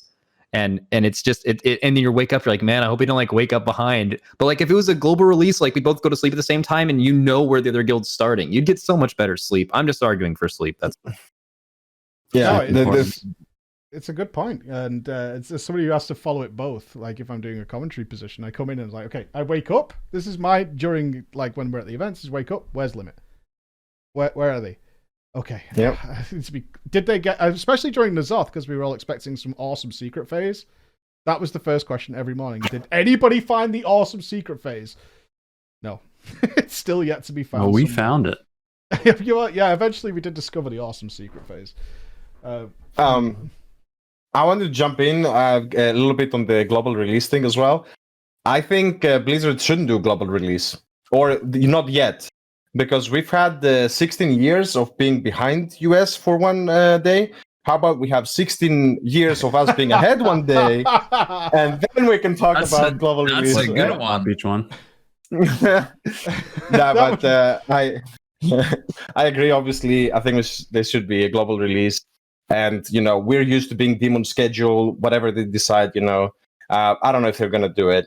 One key thing I wanted to mention as well is that the time when I really felt how annoying the time difference is yes, all of the things that were discussed before, like staying up on Tuesday night to see how are they doing the early bosses, is way more useful than like the tens of hours that we spend in preparation to think about those bosses. Because then you just see how they kill it. Okay, that works. Okay, take a little bit of their strats for the first bosses, and that's it. And it takes us also the creativity away when we are testing those bosses. I remember talking with Scribe, and I was like back years ago, and he was like really invest on the early bosses. And yes, of course, there is value, but I was like, don't worry about it. We'll just see what the US people do, and we'll just kill them like that. Now, of course, the competition has raised a lot, as I was saying earlier, so you need to also do that. Like, you need to go full crazy on every aspect of the game if you want to compete. But the time where I really felt bad, and it was also, we got some backlash from the community about it, was when the reset happened, right? So when we got to Sire Denatrius, we did a couple of pulls on him, and then we realized that phase 1 was basically a joke, which was very disappointing. I don't know if it was purposefully done at all by Blizzard because there was Christmas coming on and they wanted to just kind of get it over with quickly. But Denatrius felt not great in terms of how long it took to kill it, especially if you compare it to the previous boss. And we realized, like, hey, it's Monday night. We're about to end the day. Then Tuesday we have to do a bunch of things to catch up. Any progress that we do right now on Sire is going to be really, really bad, because it's basically at the same time Limit was finishing their week, doing their M+ and PvP and Conquest, I don't know, whatever you guys were doing to finish up. Meanwhile, we're progressing the boss and they can just see what we're doing. So that's why we turned off the streams for like, I don't know, it was like 5-6 hours of Sire Denatrius, because it just felt pointless to even, like, we might as well just not have pulled the boss at that point. I don't know how to solve that problem, honestly, if there's no like global weekly reset, because again, we put like 6 months of preparation into this, and if you feel like you're so close with the other guild and you do this, you're completely shooting yourself in the foot again, and you're putting so many months of preparation to waste. I would love to hear what the Max's and Tag's thoughts are on that, because it really felt shitty to do it, and for the viewers, we got some extreme hate from some people. But if the timing is like this again, where you're on the last boss, the boss doesn't look super duper hard, which it wasn't. died basically right after the reset. I don't know how to solve that issue if it comes up again. We'll have to really think about it. Yeah. It's more of like the same thing. This actually happens on every boss. It's just not around the reset where like you just hate going ahead of the other guild when they're sleeping because you know they're just going to wake up and look at it. It's the same thing with the reset, except you're clearing instead of sleeping. Actually, it's a back-to-back. You sleep for 8 hours while you progress, and then we clear for 8 hours while you progress, and then we have 16 hours of your ideas to copy right after we get out of the thing. Right. So, and then actually we discussed it we didn't end up doing it, but we discussed it in the guild as well. When we finished re-clearing, and then we took dinner break, and then we had, like 6 or 7 hours onto Nathria, where we ended up, going lower than where your all's previous polls were. We thought about not streaming that as well, because we're like, we can not stream for the next 6 hours, and then we can go to sleep, and then they are re-clearing without any potential extra knowledge. It wouldn't have mattered because in the first week you guys got to I think the third Ravage, which is all you need to see in the fight. So it wouldn't have changed your strat at all in hindsight. But like, we don't know that, right? So you do what you think to do. But then we decided not to do it. But yeah, the turning the streams off thing, people are always going to get mad. Viewers feel entitled to content. And one of the biggest things about this Race to World First and why it's so popular, so maybe we shouldn't complain about it as much because it's the reason that this is really profitable for both of our guilds, is because a huge point of interest in this event, I don't even know how much people are fans of Limit or Echo but are just fans of NA and EU, and they're just going to root for the number one team in each region. And this race is in a lot of ways just an excuse for all the people that watch League and CS and get off on the NA EU rivalry. It's just a way for them to talk shit and have fun and pay attention to this, right? So people are going to be mad when you're taking away content. People got mad at us for not streaming Council. It was less time, but like us not streaming Council, if you guys want to criticize Echo for turning off their streams on the boss, here's a lesson on how it's potentially really beneficial. If we stream those 2 hours of Council that night, they log on the next day, they have the exact right order, they know how to do Dark Recital, and they kill the boss probably a couple hours faster than they did. And that's just 2 hours of us not streaming would have saved them more than 2 hours. So in their defense, keep in mind, for both of our guilds, winning and competition will always be more important than money and streaming. That you're trying to give yourself the best chance of winning. So just to give yourself an idea of how that works. But we do understand that obviously no one wants to have this evolve to get into a situation where when you get to end bosses, it's like a week-long end boss, and one guild, I really don't think this will ever be a thing. I'm just saying theoretical. Like one guild decides we're just not going to stream the end boss, but it's a week-long boss. The guild not streaming, with how good both of our guilds are, would have a massive advantage. The one guild would just have 2 heads instead of 1, and the other guild is potentially derived of info. Now, there is something to be said, and I'll let Tags talk about it because he always brings this up, where, if you're always copying someone, you're never winning. That is true. There is scenarios in the no global release right now where you can slingshot, meaning you give someone info right before you go to sleep, and then they wake up, and then they slingshot past you. That happens with both guilds, where that feels bad. But in general, if you're the guild playing the best, you're most likely going to win. But still, it would be a kind of weird scenario where it becomes like a not streaming the end boss thing, especially for selling the event. I don't think that'll ever be a thing. But there's at least merit to why both guilds turned their streams off when they did this raid. Yeah, I mean, we didn't stream for 2 tiers. Well, even more than that. But when we were actually going for World First, we didn't stream Oldir and Jane at all. And in our minds, that was, for the same reasons as Echo not streaming, was why we didn't stream, because we get the content ahead, and we didn't want the catch up to be easier, right? And so the whole point about if you have to copy strats, you're already behind, so it doesn't matter. That's still kind of our thinking guild wide and our kind of justification for streaming, but you can't apply the same thing to Echo because they start behind, right? It's in the whole reset thing. So I mean, I still am probably like the last holdout in the guild that doesn't like streaming. I think we should not stream starting today, but I'm in the minority on that. but like it's not a problem that can be fixed at all. Like you are disadvantaging yourselves. Echo's disadvantaging themselves every time you stream, right? And I'm not going to get my way. I don't think we're not going to stream. I'm not getting my way for sure. But it's like untenable basically.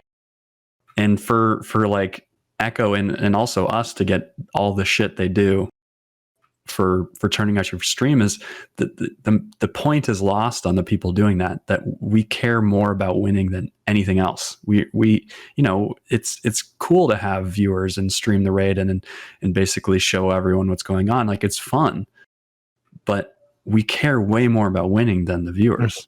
I mean, like everyone like that. That's why, I mean, that's the thing. Most of us, and I'm not going to speak for maybe individuals, but I'm like, most of us were like totally fine with Echo turning off their streams. Like it made sense. It was a reasonable thing to do.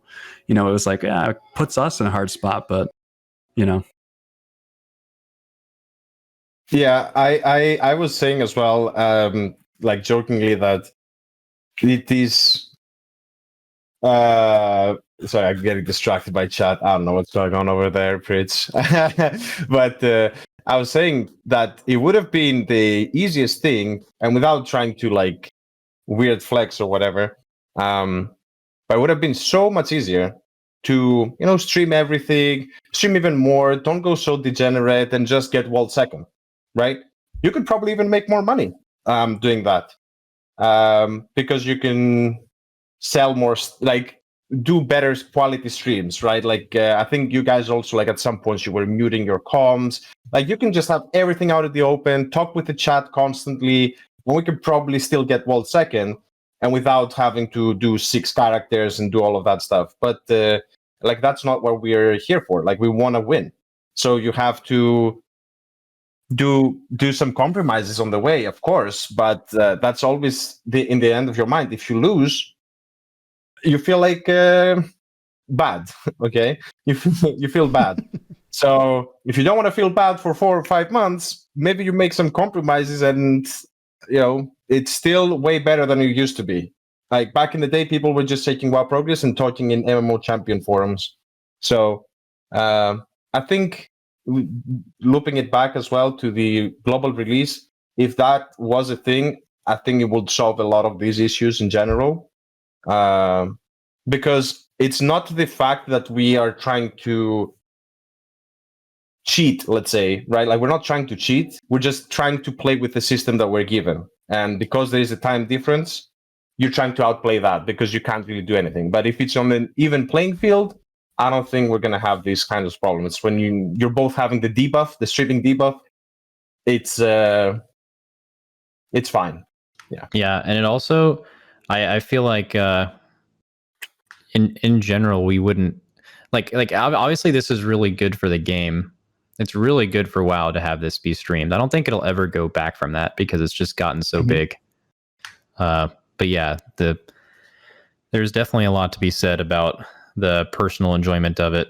And you all, especially like it's the way you lose. You know, the way that I go into every raid, and we've lost a lot when we were first getting into it. I know that the feeling is really bad, and the feeling is worse when, like, you know, you do something really wrong.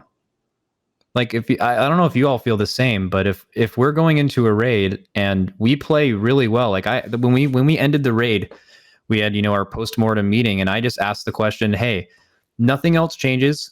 We do everything exactly the same. We kill every boss when we kill it, but Echo just beats us. They just beat us by 2 hours. What did we do wrong? Right?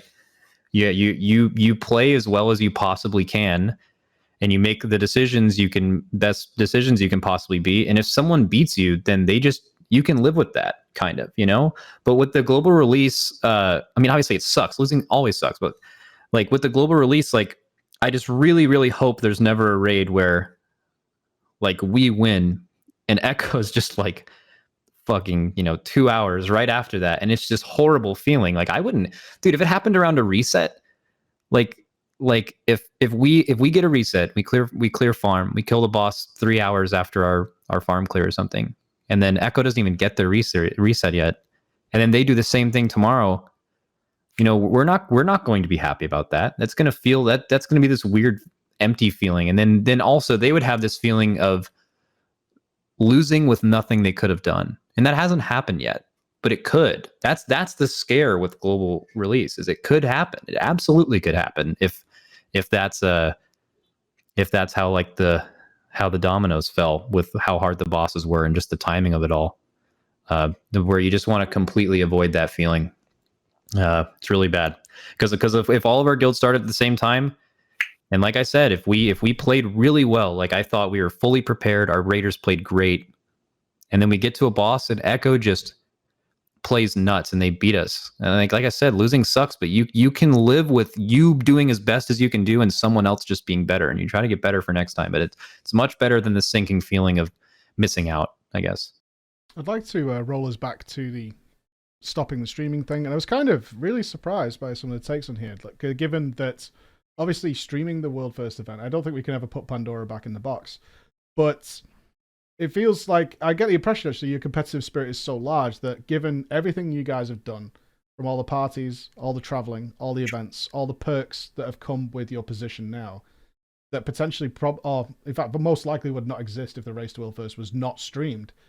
I feel like all of you would actually be okay with that, which I find very surprising that you would actually be okay with taking that step back from everything you guys have accomplished outside of the race in order to win the race. And do you guys agree with that? That's the impression I get, which I do find surprising.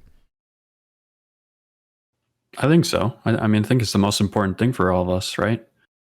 Like we talked about earlier, the streaming thing and the money that it brings in, it's nice, but the biggest benefit it gives us is retention. It allows players that we already have to keep playing rather than having to take time off, come back, quit, come back, that sort of thing.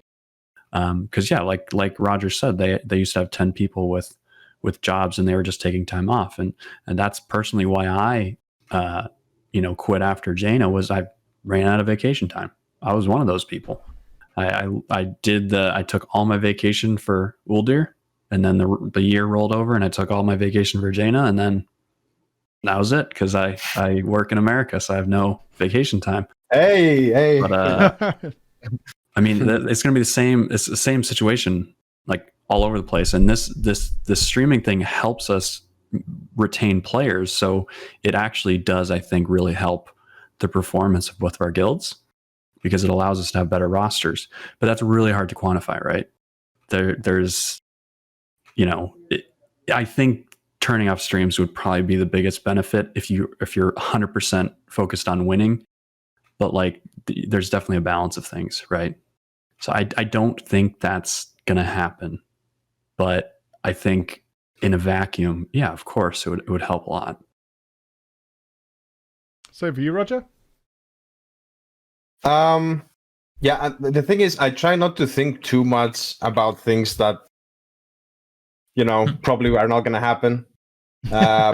We've discussed about it many times, right? Like you're like, oh man, the good old times when we were not streaming, right? And everyone was like a little bit more focused as well in the game.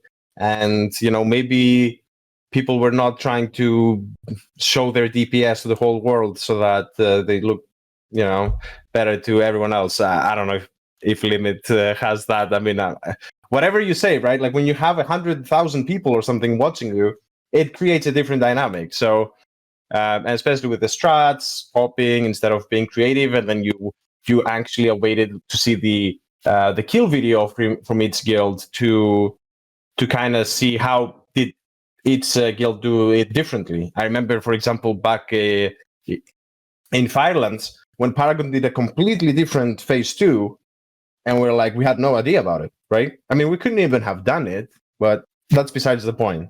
You lose out on these creative different ways that people approach the fights.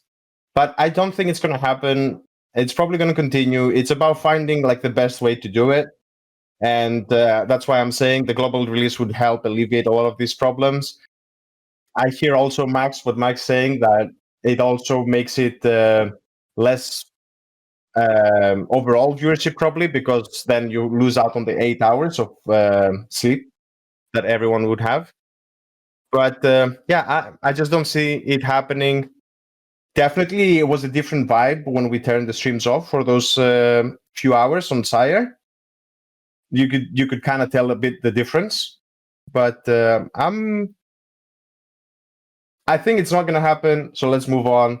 We're going to be streaming every time, anyways, and I think it's fine. It's a different way of playing the game. I think a lot of people also like it, and it keeps you energized a bit more. You feel a little bit more the race. Yeah. As long as both guilds are streaming, it doesn't make it. It's going to keep happening. It's not going. Yeah. That's not important. But I do have an interesting thing I've never actually asked you before. Just on the topic of like streaming or not streaming, because I'm just telling all of you that the likelihood that this is streamed going forward is like very close to 100%. But in the past, when we lost to you all in Old Year, you guys had been dominant for a while. You had just come back from the Serenity thing. You had won and Tomb of Sargeras by a mile, and then Argus again. Mm-hmm. If you all started streaming in Old Year, and I believe you did because you felt like you didn't have much competition, you didn't even know we existed until the raid started, and you guys thought you were going to beat Exorcist regardless, I assume. And if you all would have lost that raid, is there a potential that the Race to World First, as it is now, would not have been a thing? I don't think so. I think I remember the talk.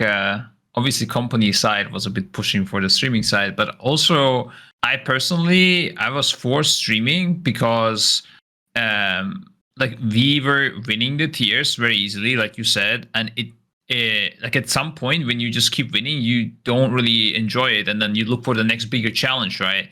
And for me, the next bigger challenge was winning while streaming, which is why after Uldir, for example, I was kind of like, yo, what now? Like, it was kind of lucky that we won. We kind of threw it, but it was still like, okay, now we did this. Like, what do we do next? It was a bit weird, but I think it was a lot more fun because it's a bigger challenge, and it was way harder than without streaming. I don't know if it affected you in any way that we streamed. I have no clue. But yeah, I think I would want to stream and win still going forward. I don't think that would be what the people in the guild want, probably. There would be a lot of people that would want to not stream anymore, probably. After Old Year? Yeah. Yeah, if he lost, yeah. I think that's the same thing. And yes, we did. Yeah,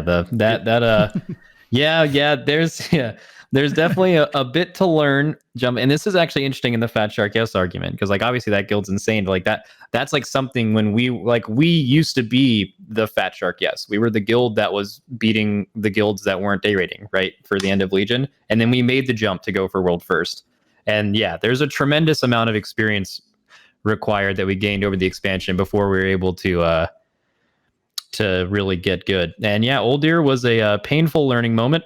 I think some copium inside of us would like us to believe that us making those kinds of mistakes in Old Year somehow led us to be a much better guild and all that other bullshit. But yeah, it's actually multiple other things besides the obvious extend, but that we did just painfully wrong, that we would never make those mistakes, even like a tier later. Like, we had people that weren't Gut Ripper. Like the kill that would have gotten us World First would have been solved by any of these things. Not extending, having a Disc Priest, having our mage play Fire, having almost anyone in our raid play Gut Ripper. Any one of those single things would have been the difference in the damage of the kill on that boss. We just massively... and also when we extended, we didn't know Fetid Devourer was nerfed, and that was like the main reason we didn't want to re-clear, because we like half Vantised that boss to kill it. But yeah, the full Vantised it actually. Yeah. So, which in hindsight was good, because it saved us time on the kill, and then you weren't killing Gahoon week 1. You could have killed it if you had discs, but it would It's so amazing. This still hurts. I can just feel it coming from your voice. Dude, of course it hurts. Like I said, if you play, this is what I talked about earlier. If you play really, really well and someone beats you, that's fine. But if you really fuck up and lose because of that, that's going to suck forever. There's no way around that. So. Yeah. And also, there's no doubt that Goon would have been an even worse example of what happened this tier, or potentially could have happened worse this tier, where it's just you need enough gear to kill it after the reset, and we would kill it first because we get the reset earlier. But Yeah, I actually, agree on what's the that- on time that. on that? How fast did we kill it after the thing? Like, would you guys have re-cleared and killed it earlier, and then I think that the time difference would Yeah, be probably that very, would have very been small, right? that would It have would have the, been less than 16 hours. it for would have sure. yeah, it would have been less than 16 hours. That would have Yeah. been the only It would have been time the so apocalypse. far. That would have been the only time so far where there would have been a legitimate like, what the fuck is going on? Like that's what I'm saying. That's the Man. scare with the 16-hour thing, is that can happen in any raid. It's just a timing thing. Like Gahoon just happened to be a boss where both of us were ready to kill it, and we needed a reset of gear to kill it. And just imagine we re-clear, kill it, they re-clear, kill it. What the fuck do you do with that? Right? So that's the Yeah. I wish that happened, one kinda. scare. No, dude, I know. Me and Roger talked about this wish before it the would raid. happen too. Yeah, People no, would be so dude, mad. I It'd be actually really want it to funny. happen one time just to like see like I want to like watch the world burn, I guess, just to see the absolute shitstorm that would come out of that happening. Like, holy shit. I will. Yeah. I will say though, on the question you had earlier, Scripe, you guys streaming, I think actually, it's hard to think of this alternate history, but I think you guys streaming actually influenced us negatively, because I mean, it's not a flex by any means that we were ahead, and we really didn't pull much strategy from you guys because we got the raid earlier, but the feeling of you guys catching up made us really anxious. It definitely influenced the decision to extend. I think we would have not extended. Oh, that's a good if not point. for streaming. Yeah, for sure. yeah, for sure. Like there's a Yeah. lot of variables that went into that decision, but we definitely would not have extended if not for you guys streaming, because we saw basically the way that we were viewing that progression. And I don't know how much this has been talked about because we didn't stream it. People don't know this, but we were definitely far ahead, but our pulls were so inconsistent. We would get like an insanely far, like we would jump 5% at a time, but we'd have a hard time getting back to that point. So percentage wise, we always thought, okay, we're pretty good. Like we're farther than method. We keep this going. But you guys, your progression was so methodically like moving forward, like 1% at a time, and like pull after pull after pull. And so that's why we extended, because we were like, they're definitely catching up at a quicker pace than we're doing this. Like we think we can kill it on Tuesday, and we actually raided until 5 a.m. on Tuesday. Ouch. And with like multiple 0.1% wipes, and that was partly a throw too, because then when you're pushing that late, then your play starts to devolve and get worse. And it probably would have been good if we just went to sleep at midnight and woke up and tried again in the morning. So there's so many things, but I think it gave that anxious feeling that made people play worse, is seeing method like slowly churning and catching up and catching up and catching up. It definitely tilted people 100%. No, that's really interesting. Some people, once it gets to those 5 a.m. Raiding times, some people start, feeling really sleepy and performing really bad. Some people become Super Saiyan. I swear, like. No, we were What? Super Dark, Saiyan. Yeah. We yeah, it's like Becomes Darky. Ultra Yeah. Instinct. No, we were having our very, very best pulls up until about the 5 a.m. mark. And I don't know if you've ever experienced this happen before, but there was like a moment where we had like a random early wipe and it killed our momentum a little bit. And dude, when that like 5 to 6 a.m. hits you, and you just know instantly there's no chance you can kill the boss. It's just like you lose that little bit of momentum that's keeping you going, and then it's over.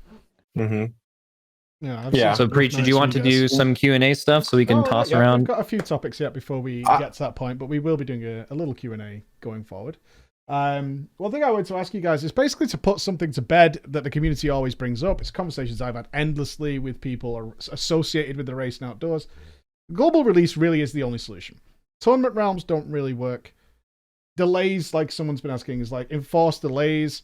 I floated the idea a while ago is like, could, like, let's say, because of obviously the dream that I foresee is like a big event with everybody there, could Echo have characters in the US just for the race, not actually transfer, but they actually go to the US if we're going to hold the event in the US, so everybody's playing on an even keel, same release. And as you pointed out, the race is so reliant on outside help. Those heroic splits, those BoEs, if you move to the US, there's a high chance people aren't going to help out. They're not going to slay the BoEs. Realistically, They're going to say they will help, but then... I mean, realistically, it is the global release, because there's so much that comes with the environment, right? That you can't just say, oh, okay, well, for 2 weeks or whatever, we just live, we just exist somewhere else and then come back. Or the tournament realm loses all that. There's no BoEs. There's no help us to get these heroic splits done. And the likelihood is it actually helps maybe other guilds move forward because they do have access to those resources. And is that how you guys feel about it, or is there any other solution you feel going forward? I think it's the only one. That's it. I mean, like, why wouldn't you do it is a question. Like, for me, it makes so much sense. Like, why do we not? Like, we also release expansion at the same time, right? Like, there's a reason for it, right? It's the same reason here. Like, it just makes so much sense. Okay. Well, now we know. For everybody who asks about that all the time. The other question, actually, I was talking earlier. Sorry to cut you off there, Roger. And Max, you were in the chat while we had this conversation. You've brought up a couple of times the problem-solving elements of the Race to World First is an enormous part of it. And one of the issues is so few guilds, besides maybe one or two, have even experienced that in order to move forward. After the Nyalotha race, when I spoke to Roger and Scripe, one of the things they did say was a real weird experience for them is they were having to copy strategies, and they just weren't used to that. It was strange that they had to go down that road. And I think Scripe said it was a real detriment to the performance because they were playing outside of their comfort zone. How do the other guilds get up to you guys? Because certainly from my perspective, they want a healthier competitive race. How do they learn to do that? What do you guys think about that? I mean, so yeah, there's an experience element where, even take one of like, an extremely skilled guild that's just going for it for the first time. There is a massive amount of experience. There's almost no, like, especially raid leading. Like, raid leading is a huge barrier, I think, between those guilds, and it's because you can't really train for it. It's not like a basketball coach that's doing high school and college, and then there's this natural progression. Like, they've done sets before, they've run plays. Okay, maybe I get hired at the top. The top's totally different. There's nothing you can do to compare when your guild is getting very, very good at being a video guild. So, you're very talented at watching videos and recreating something someone else did. And then moving from that to learning how to be the trendsetter on a boss, come up with all the strats you need to kill it faster than everyone else, actually make the right decisions. And all the while, the guilds behind you in the era of streaming are having much more efficient raid days because they're getting their own ideas plus yours. So learning how to go from that, the strict copying, to have the experience and skill required to, like I said, blaze the way and still beat them is something that's very, very, very hard to prepare for. And that's the main thing. And then also it's just a player skill gap. The player skill is insanely top loaded. Over the past 2 years, Echo and us have just accumulated absolutely insane guilds, and it's going to be extremely hard for any new guild, especially when we're looking to recruit your best player without sugarcoating it. That's just a fact. If we're trying to be better, the guilds right under us, their best player, that's who we want, maybe, right? So it's really hard to imagine it being too much bigger just because of how big the gap is right now. In fact, I was expecting with more guilds going for World First that the gap that existed in Nyalotha would actually close, but it seemed to have gotten larger. So I'm not entirely sure how that would work. Yeah, any thoughts on that from the Echo team? We obviously see a lot of guilds, and I brought up the Asian guilds as well because they have an even bigger delay. But are they just good video guilds? Is that the case? Is that how you guys feel about that? Is like other competition rising through the ranks? I think you learn some of it because you always have the problem, or you sometimes have the problem. You often have the problem that your setup is a little bit different here and there, and something is different. Maybe the boss got changed by the time you got there, and you played a little bit, or you have to play it a little bit differently, or maybe your just players are a little bit worse or maybe better, and they can do a different tactic that is harder to pull off or easier to pull off. An easier tactic is sometimes better than a hard tactic, even though it's a worse tactic, if that makes sense. Okay, so you go for the easier tactic. Like, let's say the tactic is easier, but it requires more DPS, but you have more gear, so you can do more DPS, so you go for the easier tactic. So that can enable you to solve different kind of problems sometimes and teach you this experience somewhat. But I think the game is reliant on a lot of experience in general. Like, you learn so many things by making these big mistakes like extending, or I mean, I learned big mistakes on every tier that I've done, and I don't think there's a single way like that I could have learned them by just seeing other guilds. Like I remember the HFC tier, it was cheat deathing with rogues on Sulharak. On Emerald Nightmare, it was relying on a tactic and the boss being kind of the same as the PTR, but then it was completely changed, and I was in shock. I was like, what the hell is this? Everything made so much sense. Scenarios, I had the greatest tactic of all time, man, and they just demolished it. And I don't know if that was intentional or unintentional. And there's so many lessons like this, like healer DPS mattering and so on and so on. And you learn these by progressing through these tiers. And I think over time, yes, people can get this experience, but obviously it takes time. I think that's the main thing. It takes just a lot of time to improve your guild. And then there's obviously the fact that we're trying to yoink every player that's good from lower guilds. Like, yeah, I mean, the good part in all of this is that we want the systems in the game that enable us, that give us an advantage over lower guilds to be gone as well, like BoEs, golds, right? Like the influence of heroic Split splits raids. and loot trading. Yes, like we want that gone. So we're kind of helping them because it's so like not fun to do that we wanted more fair for them and we want to give them the advantage back. That's how bad it is. So yeah, I think Blizzard should really look into it. That's fair. Okay, I have one prepared question that I came up with before we jump into some viewer questions, and we're going to talk a few about these really hard bosses that you just explained and figuring them out. Where are we in a year's time? Where do you foresee this race? Where do you foresee Complexity Limit? Where do you foresee Echo? Where does this go from here? What are your visions for it? What are you hoping for?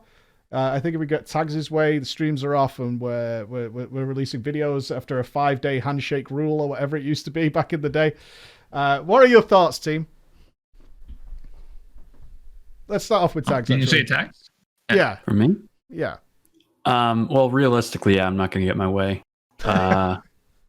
So, in a year's time, I guess there would be like coming up on the second tier from now, the third tier of the expansion, right? Big finale, probably. Well, one thing is hopefully we'll be able to get more people in a location again. I mean, that actually does help, your performance in the raid. It really does. It's not just for show or something. That really helps a lot. I mean, hopefully they look into some global release things. I mean, we're beating this dead horse like insane, but I mean, yeah, I don't know. The one thing I am concerned a little bit about is power spiking, in that usually the first tier of an expansion, everyone's really weak. Like everyone's heals do no healing, everyone's damage does no damage. Like in Uldir, it just felt like everyone's characters were so bad. And then as you get more and more gear, you kind of ramp up. But right now, it seems like everyone does insane damage. Heals like do 50% of your health, especially in PvP. So I don't know what Blizzard is going to do. I feel like if they don't do anything, that it's going to be similar to Argus, where like all the raid mechanics do 90% of your health, and I don't know. That's not that fun to me. So hopefully they scale it back a little bit. But in terms of the race overall, I think 2 tiers from now, we definitely could have, a third horse, a fourth horse, like right there with us and Echo, and that would be great. Be cool. I think it's possible that doesn't happen. But yeah, I don't know. I'm not, I don't look into the future that much. I live in the moment. Very cool. Yeah. Roger, where are you in a year? Well, a year from now, I definitely see Echo being gold first, obviously. That's, what else am I supposed to see? No, but definitely, I think, since we're going to talk about the bosses later on, I do look forward to Blizzard releasing more good raids, because I think this was a good raid, especially because it was a first tier. So I think if they got it right on the first tier, they'll probably get it right the next tiers. Then in terms of more competitors, I think yes, the gap will probably be a bit closer, but I am a bit still skeptical of how close we're actually going to be, right? Because is it going to be like, what was it, 4 or 5 days difference from second to third kill? That probably will close, but I don't know if there's going to be an actual like hardcore competitor for the World First race. Maybe, we'll see. Then I also think we're gonna probably see some changes generally in the game. Like the Covenant system is probably going to get a lot of flack as we progress, because now still it's very early. But imagine having to switch Covenants like a year from now. That's going to be a big tilter. But besides that, for the Race to World First, definitely live events will be a lot cooler. That should be possible after the COVID situation has been a bit more contained. And yeah, just looking forward to having a lot more fun and hopefully some help from Blizzard. You know, always welcome. Not just with the global release, but just in general. I mean, there's a million things that we discussed already in this show. I'm not going to go over them. But yeah, generally that's it. And just get better. Oh, and the one last thing I wanted to mention, I don't know if it was something you want to bring up afterwards, but I feel like we are reaching almost the upper echelon, if I'm not misusing that. Like we're reaching the real high top end of like what's possible to do to compete. We were way off 4 years ago. Like right now, you have people outside the raid, not just the raid leader that everyone sees. There's like a lot of other stuff that needs to be handled. Like just as an example, a BoE guy, right? Like someone that just literally goes and buys BoEs for you, and that's the only thing they do. Pretty much, that's what you needed to compete. Or a splits guy, someone that like prepares your splits. These kind of things, you kind of need them if you're serious about competing. And we're soon, I think, reaching the point. I mean, obviously, there's never like a hard cap, but we're getting close to the effective soft cap, let's say, of like what is humanly possible and makes sense. He's exactly right. And also, that's the avenue for a guild to catch up. Is that how much better we can get is extremely limited, and how much better guilds under you can get, their ceiling is much higher. So that's the thing, if anything, that will close. Because obviously we're not getting any worse. We're going to do everything we can to get better, but how much better we can get is way less realistically than how much better the people under us can get. Mm-hmm. Where would you like to see the race in a year, Max? Or do you feel that way going forward, as it's kind of stagnant at the moment, maybe with the Shadowlands, or do you feel like the shape of it's going to change? No, I think it's going to be much of the same. I mean, there's a lot of guilds going for World First right now. Like I said, there's the Fat Shark Yes line where like they're raiding half their hours with an in the raid leader and just beating people's brains in, right? So like if there's more guilds that cross that barrier, maybe in all likelihood, from what we've seen in the past and what we've seen in the future, like I said, the likelihood that this becomes, as these guys put it, not a 2-horse race within 1 year's time, I think, as Roger said, it's unlikely. Now, not to say that ever changes your preparation, and hopefully if that offends any guilds, then they can use that as motivation to get better. But that's just how things look like they're playing out. It's very possible. There's a lot of good prospective guilds. So only time will tell. Yeah, but I think that's roughly how it's going to go. Echo's really, really good, man. In fact, this win felt a lot better than the first time we ever won World First, which is strange, but I feel like it felt better because like what we were going up against was like, I felt like we were looking at a mirror. Like they were just really, really, really good. So the rest of the expansion is going to be pretty wild, pretty sure. I'm looking forward to it. Scribe, where do you see you guys in a year? Obviously, this was the first raid tier for Echo. You and Roger, I know, put in absolutely ludicrous hours outside of just the guild elements, you know, with all the stuff that you guys got sorted. So where do you see you guys in a year with that maybe put in a comfortable position?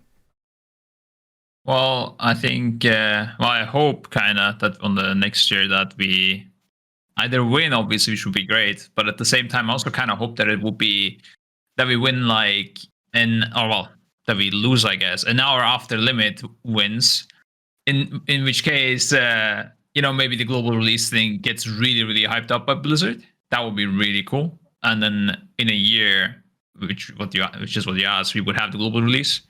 I'm not sure if they're gonna do anything with Heroic Bliss and BoE, sadly. I think that might need more time, or maybe it doesn't ever happen, which would be quite sad. I don't see the communication with Blizzard improving, sadly, either. I mean, for us at least, we don't really have like really good communication with them. Like, there's no feedback channel really that, we don't get asked for feedback. Which is, for me, that sounds like that's crazy to me, because we get 100,000 views. That's insane. And you don't get asked for feedback. I think sadly that won't happen either. But I see the game improving a lot in general. Like, even though we're complaining so much, I guess there's positive things. We should say those as well. I think Shadowlands was a lot better than BFA. Like, a lot better. I'm actually enjoying the game so much, which is not what we had on BFA. I was kind of like very sad about the things that we had to do. It felt like your ults were useless and everything was useless, which is not the case. I think the race is going to get closer, which is why I also think on the second tier, like, that we might win, or we will have a closer ending than last time. I think we can learn a lot from our mistakes, and as Max said, we can only improve so much, and they can improve less than us because they were better. So we should by default have more room for improvement, and it should get closer. Even, and we learned a lot of lessons on this loss, due to the canceling of heroic. Like, when we saw them wiping at 3%, we just canceled all the plans, man. We just went in there blind, like going for the wonder kill, which didn't work out, obviously, which you could have expected. But we learned a lot of lessons. So I hope for a even closer race than last time. I see the game going in a good way, and I hope I'm just hoping, man. Like, I don't necessarily think the global race will happen, but I'm just hoping it will be so sick. Like, Blizzard, come on, dude, it will be insane. I'm telling you. I like it. You think maybe Tex. actually, if you guys are gonna win next year, if you're looking like you're ahead and gonna win, maybe you should wait a little bit. You should wait and let us play the long-term play. Do it. Yeah, do it for the do it for the health of the game, guys, for sure. Yep. Great pool, guys. Let's take a 50-minute break and wait a little bit. That used to be standard raiding procedure, I'll have you know, for you guys. Yeah, no. Let's go to some of these viewer questions. I know there's some hot topics you guys want to get to in yourself.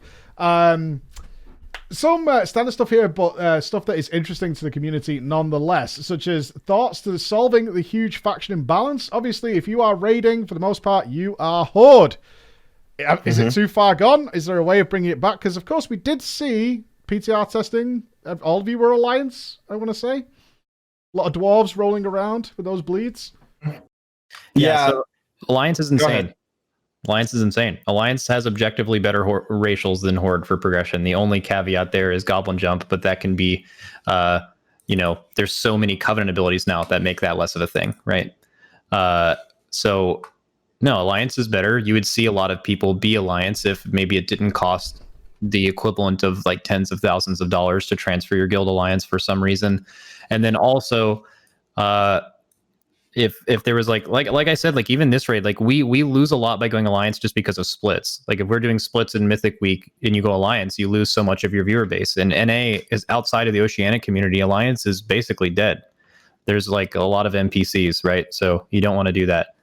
I mean, I tweeted this the other day, but I think it kind of should be how the game is. You can mercenary mode in PvP at the end of every single expansion. Both factions come together in lore and fight one same common goal. I see zero reason why there can't be a story-based faction rivalry and world PvP and everything that goes along with it. But you can queue with people from different factions for PvE. There's all roads lead to that being just fine. I see very little issue with it. And if that was the case, I think we'd be Alliance pretty fast. And as far as fixing the faction imbalance, I don't know if that can be done. Let's just say Limit and Echo go Alliance right now. How long does it take for rating and Mythic Plus to be balanced on each faction? You know, you could randomly make something up. Maybe it's 2 raids, maybe it's 4 years, who knows? But then, even then, is that good? Why right now, if you want to Mythic Plus or raid, you just play on Horde. Everyone's there. Why would you want to split that in half? Again, part of the issue of not having things be able to queue with both factions is you would just be splitting the entire community across 2 factions, whereas right now they're all on one. So it's just overall bad and weird. Yeah, I think it's awful. They should merge and be done with it. Last year, I was searching for a Feral Druid to play PvP with. Couldn't find a single one on Horde side. Everyone was Alliance because of Shadowmeld. You look at MDI, everyone plays Night Elf to do the Shadowmeld thing. You know, it's like given the choice, you will always go to whatever is best, except for basically the raiding thing right now, because of having a guild and costing a lot of money to switch over. I have like 30 characters, level 50 or above. It's not that easy to say, let's just switch over. And I remember talking about it, like when the Dwarf Racial was going to be overpowered for Stone Legions, and we were discussing like, hey, what are we doing? Like, it's one of these, like you said, Mike, community rules. Like, do we agree to both not go because it's gonna feel horrible to do it? And then in the end, thankfully, Blizzard heard us and fixed it so that it doesn't. We did have that talk though. It was kind of a joke. We were talking about other stuff, but we were like, hey, so if you guys don't want to go Alliance, then maybe we don't do that. Was there almost a handshake? Because Exhaust has made the move. They nerfed it shortly after. They did. They didn't have to come to that point of deciding. Exactly, yeah. But we're talking about like tens, thousands of dollars or euros, basically, if you want to switch everything over. It's a lot. So I don't think it's going to happen. Just merge them. Everyone's happy. And maybe we can have 2 factions. One is everyone else, and then the other one is Pandas. And then we can have that become the new thing. Wouldn't Blizzard just love it if it was just like 2 guilds both entering the last phase at the same time? Both could get world first, and one's Horde and one is Alliance. Isn't that like every lore person's dream? That's just like completely not doable right now. It's never going to happen. Oceanic Rising, they're representing the Alliance. You'll see. Bit more time on that. We actually talked about going Alliance this tier after the dwarf thing got nerfed again, like in Heroic Week. Obviously, we didn't. DPS ratios are actually kind of insane. Yeah, it was like Mechanome and Lightforged Draenei is better for some things, but not everything. And that's the thing. If all of the Alliance ratios were better across the board, like they were back in the day for Horde or Control, were just way better than anything Alliance had. If everything was better on Alliance, then yeah, we probably would go, and it would suck. But the part that would suck the most is that then it's not balanced, right? Right now, it's not balanced. Like, Night Elf is crazy for some things, and I don't think they can ever balance it. But the only way they could incentivize actually rebalancing the factions and sending more raiding guilds to Alliance was if they were just way stronger, because that's why everyone went Horde back in the day. And that would suck. That's like not a good solution. So really the only solution is the merging or doing nothing and just, dealing with it, I guess. No, I totally get that. And it would be nice. It would be one of those lovely things to have, that competition. Being able to feel free to switch. Like you said, if you guys swapped over, there are definitely going to be the bleed effect will happen and people will swap over at the same time. Because right now, they're Horde because that's every raid guild, right? If you want to raid in World of Warcraft, you should be Horde, realistically. Unless you're in certain realms. And has it gone too far? I don't know. I want to kind of touch back. We did talk about BoEs earlier, but the line has to be drawn somewhere between BoEs being available in the game and you guys also feeling that it's become sort of pay to win in that respect, especially with WoW tokens and things like that. How are your thoughts on that? Is it? I know generally speaking, you would just erase the BoEs and just be done with it. But do you feel like the wallets are just having overall, not just this tier, but previous tiers as well, are just having far too much of an impact and it's just kind of generally BS? Yeah, get it out of the game. It's bad. That's as Preet said, that's kind of obvious that we want the BoEs gone. Did the wallets have I think the wallets, throughout the whole thing have an influence, because if you can pay every player, a big salary, they can obviously fully commit to this and don't have to think about anything else. But if you can pay them only enough to live, then they're not gonna spend their full time for this. They're gonna try to look for side jobs and things like that. You can hire analysts, you can hire just better people to do your jobs, like this heroic splits guy that we didn't have, or more tacticians, more add-on people. If you could literally use like 5-6 programmers, probably, if you had the money for it. Like, there's no end to it, really. BoEs is not even that much in comparison, I would say. But it's just, like, there are things you can't avoid, like these things that I just mentioned. You can money's always good to have, but then there are things that you can avoid, and these are things like BoEs. Like, you don't need this thing. I mean, ideally, I would like to avoid the other aspects as well. I would love to have 20 players in one room. They all have to play, and that's it. They can't watch other streams. That would be the dream, right? You can't avoid that, though. It's just too hard. But this BoE thing is so easy to fix. Like, just fix it. I mean, you can make no tertiaries, no sockets on BoEs. Already kind of okay. You can lower the eye level a little bit. Already kind of okay. I think it's an easy problem to fix, and we should fix the problems that are easy to fix. Yeah, I think for us, real quickly as well, it's not only having to pay this gold, which in fact means that we just have to boost, right? Which I don't know even if the community likes in general. I don't think a lot of people don't like it, but I don't know. I don't think we can pay back 300 million gold by gathering herbs. Let's put it like this. And then the other thing is having somehow gold across many servers, so you can actually find BoEs and bring them over, and having some kind of connection, and then you're kind of forced to work with some kind of community or someone that's quite has a lot of gold across servers. I don't know. That's a little bit the tricky part, which I don't know if a lot of guilds have that capability. Anyways, it's not the biggest of issues, but it would be nice if they were gone. That's the TLDR. There is another solution. It's a little American technique. You take a loan, okay, and then you take another loan to repay back that loan. Nice. Wait. I need a pen. Wait a sec. You keep it rolling. This is a classic American strategy. And then, you keep it rolling, and then, like, when you're done playing the game, you just hard ghost. Yep. Or you like action transfer and change your name so they can't find you. Yeah. No, that's when you switch server. You go to the US, We were planning that when we had that $330 million debt. We considered changing our names to get away from it. Yeah. Complexity limited. Right now, what we're going for. Yeah. Is there some article? Can you declare bankruptcy as a guild? Actually, I don't know. Illidan is pretty cursed. If Dog the Bounty Hunter comes into the back of Max's stream one day looking for your gold, I would be amazed if that was the cooldown. We have a question here for Echo specifically, because obviously you had a lot of work to do coming into this day. How do you guys feel it went? Obviously, excluding the you didn't win aspect, right? But overall, how do you feel you came together as a team?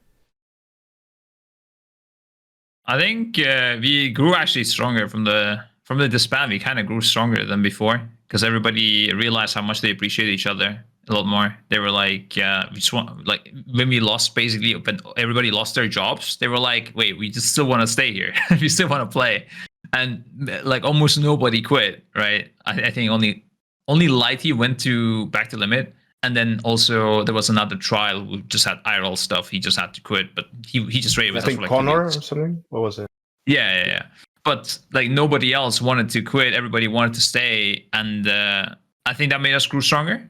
Everybody wanted to win a lot, like crazy. That's why we pushed the extra hours, even though in the end some of it was, I don't know if it was a disadvantage or an advantage. In the end, it was too many parameters. I don't know, but it was. We really tried hard, and the motivation was very good. I think it's still very good. Like, even though we lost, it's way better than on Nyalotha, where we kind of lost and it wasn't even close, right? But this one we actually felt like we kind of had a chance. So I think it all went fine in the end. Like, pretty good actually. You all are like on steroids from where you were last raid. straight up. Like I was not expecting you all to be that good. That's for sure. Yeah, I think we definitely exceeded a little bit the expectations, at least from the community. But I think a lot of the players within the guild, they kind of knew how much prep we had put into it. And I think, again, it was definitely a different feeling losing this compared to losing Nyalotha. I think a lot of the players were just, like, we had talks afterwards, of course. And a lot of them were like, yeah, like, I feel like we played really good. Like, no one was like, man, we completely threw, we were trash, like, how did we have this problem? I mean, of course, there were always problems, and especially in the new expansion, there's going to be many problems. But generally, the team, I think, felt really strong and really comfortable with the rest of the players also being equally strong and motivated and having one goal. I don't know. It was comparing that to Nyalotha, where we're like, okay, we got destroyed. Like, we need to fix a lot of issues here. So, yeah, I think the players are pretty happy with the performance. Obviously, sucks to lose, and I think we definitely performed well enough and way better than probably what most people expected us to.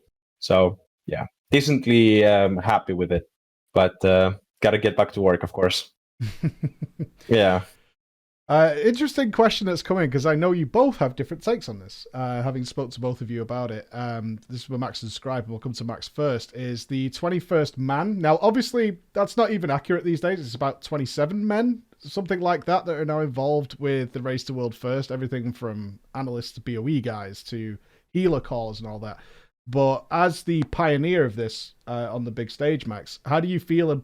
How important is it, your raid leading coaching position, which is obviously what they're talking about? And then we'll come to Scribe, who also adopted it this time around. Well, I mean, it's good and bad. There are negative parts to it.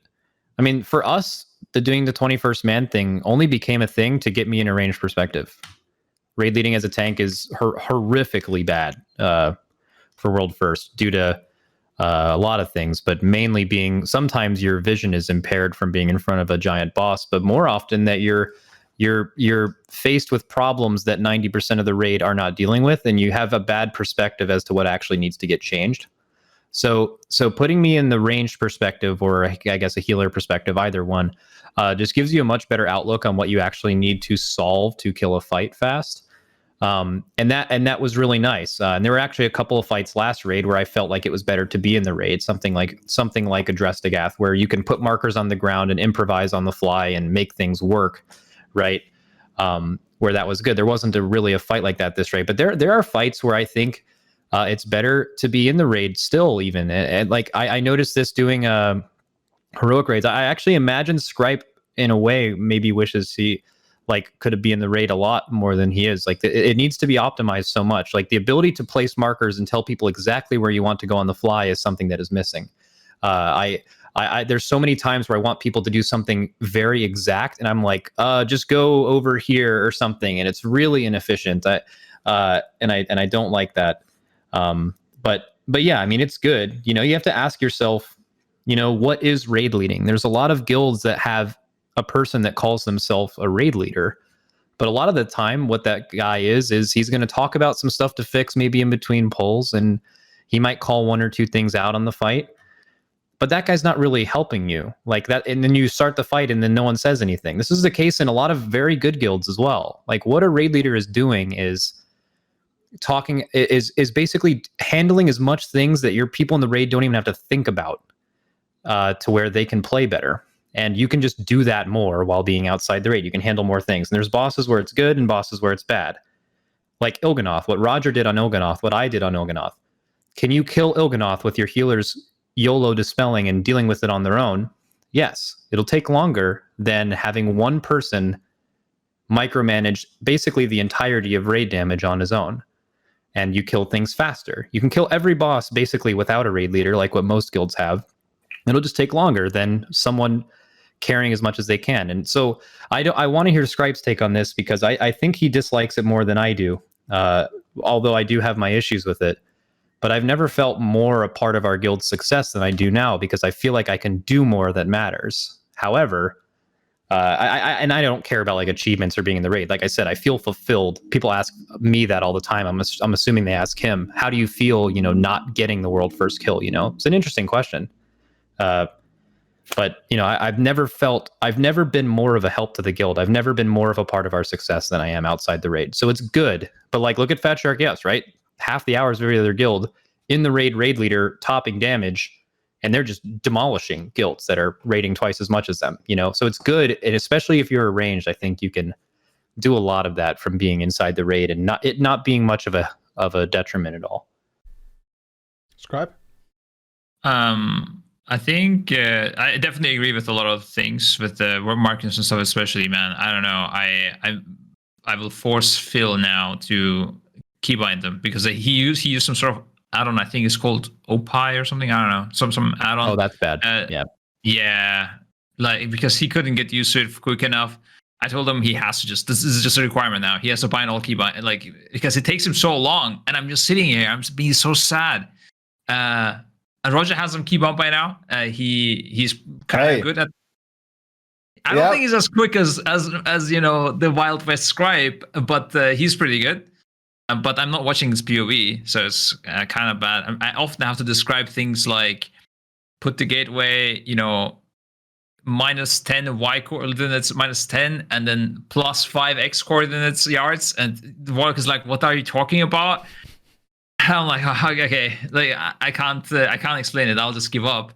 But because it's not even like, often it's not a big deal. Even it's just slight improvements, but you just really want to make them because they're good improvements. But and there are moments like that. I noticed in the last few raids I was playing a little bit, and it was very different. There was definitely good sides, but I think when you're outside, the amount of things you can do is crazy. Like you do lose some abilities, yes. A lot of the times, for example, you can't look with your camera where you want to look. Phil often looks at his character from the top. It's so weird. Yeah, it's so bad. Dude, Mavie literally looks at the ground. I'm trying to be like, swap to this ad, and we have to get so many weak auras that just show ad health because Mavie as a healer just doesn't look at anything. Not flaming him, but like, I mean, like, that's because all their job is to do is to play the game. It's hard to accommodate what someone else who's watching you wants to look at. But yeah, it's definitely a pain. Oh man. Yeah, but at the same time, the amount of things I can call is crazy. It's so much better. Like it's crazy good. I actually didn't know it would be this good when I first started, and I didn't even practice it that much, honestly. Like I went a little bit blind into it because it was also my first time. I think I can do a much better job next time. You do reach a cap at some point, but then you can still I think with the experience that I have now, I already started doing some things. I think I can improve a lot more, and I think it will help the raid a lot more as well. If you ask me how I feel about doing it, like Max said, I don't feel like I'm not part of the team or something. Definitely have the same feeling when when we kill a boss. I don't feel like I didn't kill it or something. I literally could not care less about achievements or mounts or something. The loot is kind of shit that you don't have. Everybody's just blasting 220 gear. Meanwhile, my character is like 184, and nobody wants to play with me. It's kind of sad. Yeah, that's real, dude. Yeah. Playing the game after progression is rough. You go back in and your guys all suck, and everyone else's guys own. Nobody wants to play with me. It's true, man. But I think. What do I want to say? Actually, there was one more thing. Enjoying the game, I think. Oh yeah, dude. Yeah, that's it. I think actually, pressing the buttons on some bosses, especially when it's like kind of boring, you really want to be there and just pressing some keybinds. Like you're just sitting there, right? Like phase ones, man. Phase ones, it's so boring. Phase one Stone Legion, I'm just waiting. I tried to make find ways to improve it more, but they're doing everything all right. They're starting memeing. I'm like, what am I gonna do now? It's so sad. Tags would get out of his chair and go get drinks, and he would Tags would leave his computer at the beginning of every single attempt and go grab food and shit, and he'd just come back in P2 sometime. Yeah, that especially N'Zoth. doing it on N'Zoth where you basically just didn't say shit until like 9 minutes into the fight. You're just like, what do I just do damage, guys? Like, you're doing nothing. Literally on our N'Zoth kill, I don't talk until we reach phase 2. I don't say anything. It's crazy. Like, I don't think I say a single word. And I'm supposed to be the raid leader, right? It's super weird. And then imagine that while being outside. So you can literally AFK.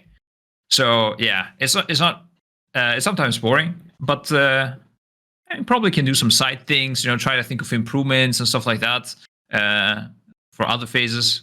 Missing the gaming aspect a little bit. But aside from that, it is definitely a different kind of fun too. So it's not too bad. Did you find yourselves, this is a question to both of you from me, did you find yourselves calling completely pointless shit just to keep interested? Like, kill the Goliath? Just stuff that's like, it's so stupidly obvious, like, and DPS the boss just so you don't feel like AFK completely? No, we meme Max for that. Yeah, that's I feel pretty strongly. Goliath, everyone's making fun of him. Yeah.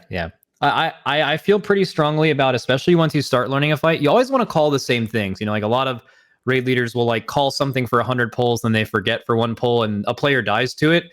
And like the raid leader gets mad, like, why'd you die to that? It's like, no, if people are used to basically you being their weak aura sound, that's on you if you forget to say it. But some stuff that doesn't matter, like doing like when you speak as a raid leader, you want people to listen to what you say. And if you constantly say things that don't matter, you're teaching people to not critically think when you speak. So like for example, if you've ever made really good sounds for a weak auras or a mechanic on bigwigs or DPM or something, if you have the default bigwig sounds and it's just, going bings and bongs on every single ability, then that just becomes white noise to you.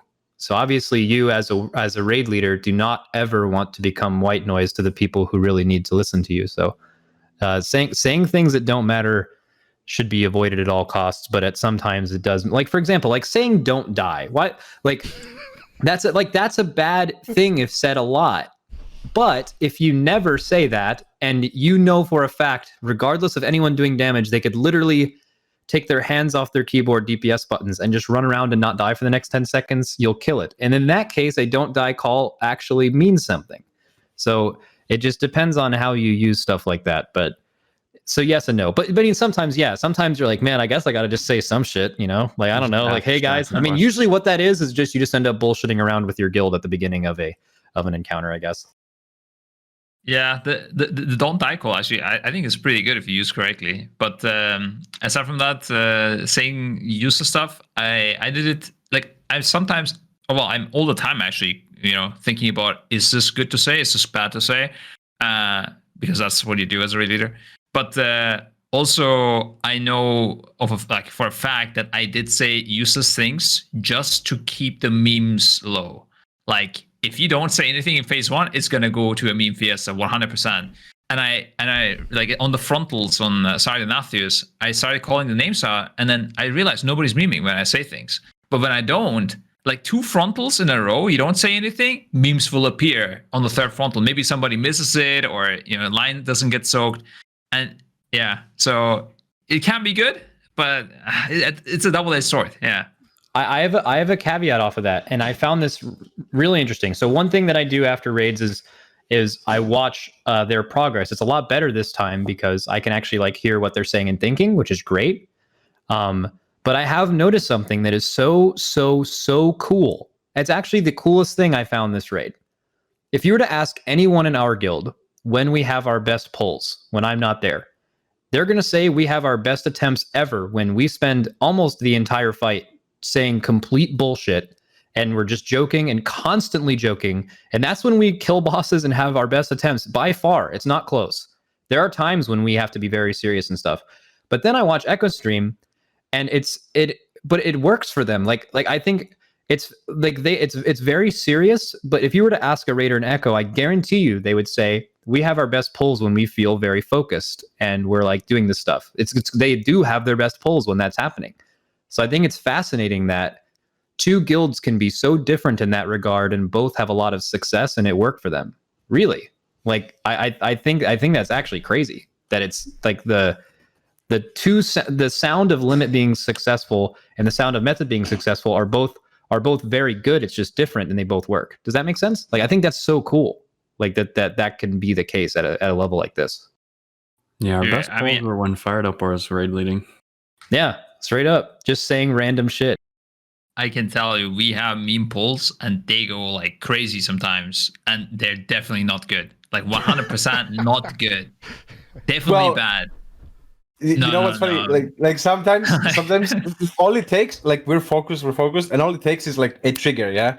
So for example, on Stone Legion's, Scribe will say, "Okay, guys, bleeds in," and then once the petrify has happened, all in, and then you have Xaylia say call, and then it just starts from that, yeah. Like the memes start popping, and.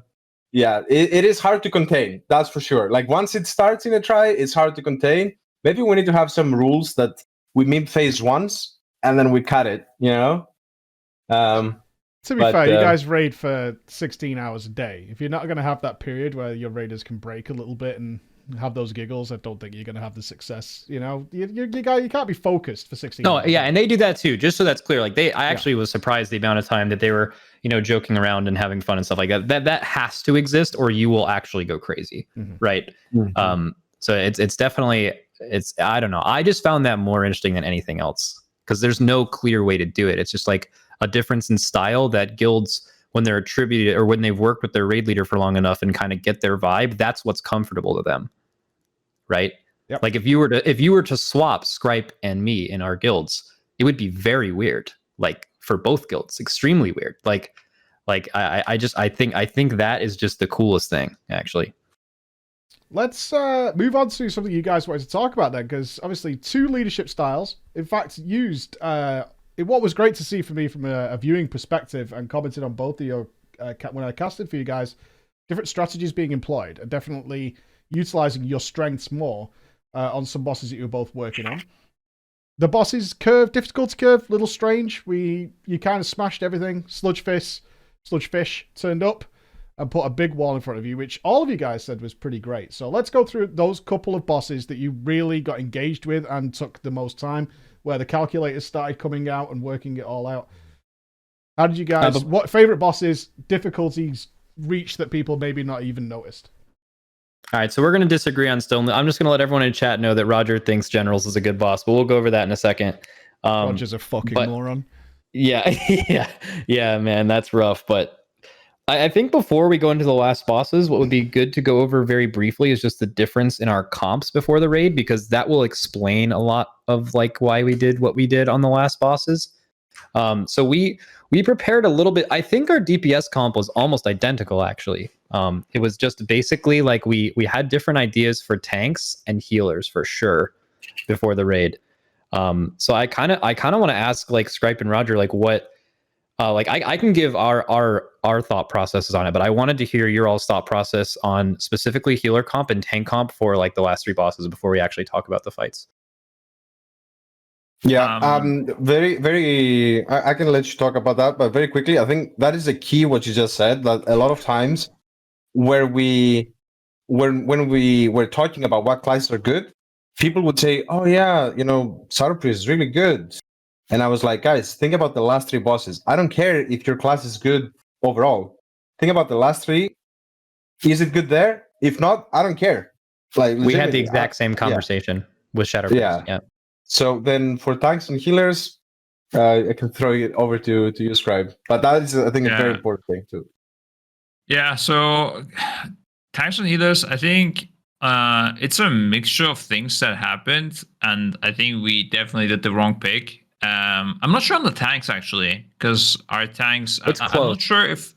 Yeah, because I feel like Warrior does have less survivability, but it does... Oh, no. It does bring the rally, which is kind of big. It also brings intervene for the Goliath, which is also really nice. The monk, we didn't realize that Windwalker monk was this good. Or well, it was like quite viable. It wasn't like crazy good or anything. It was just really good.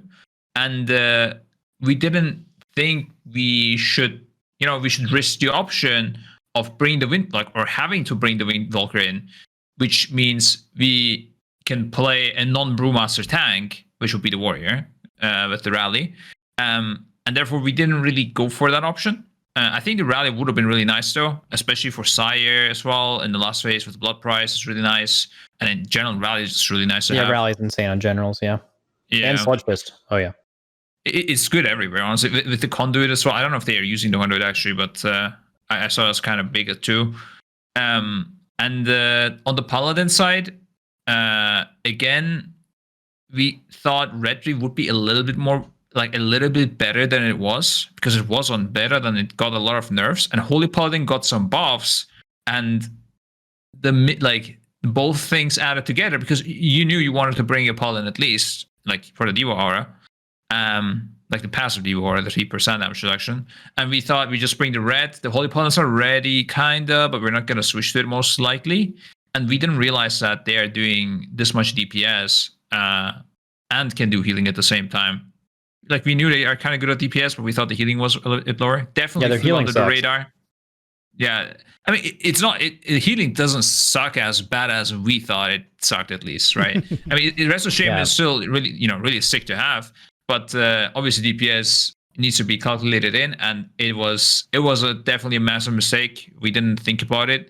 We recovered kind of good.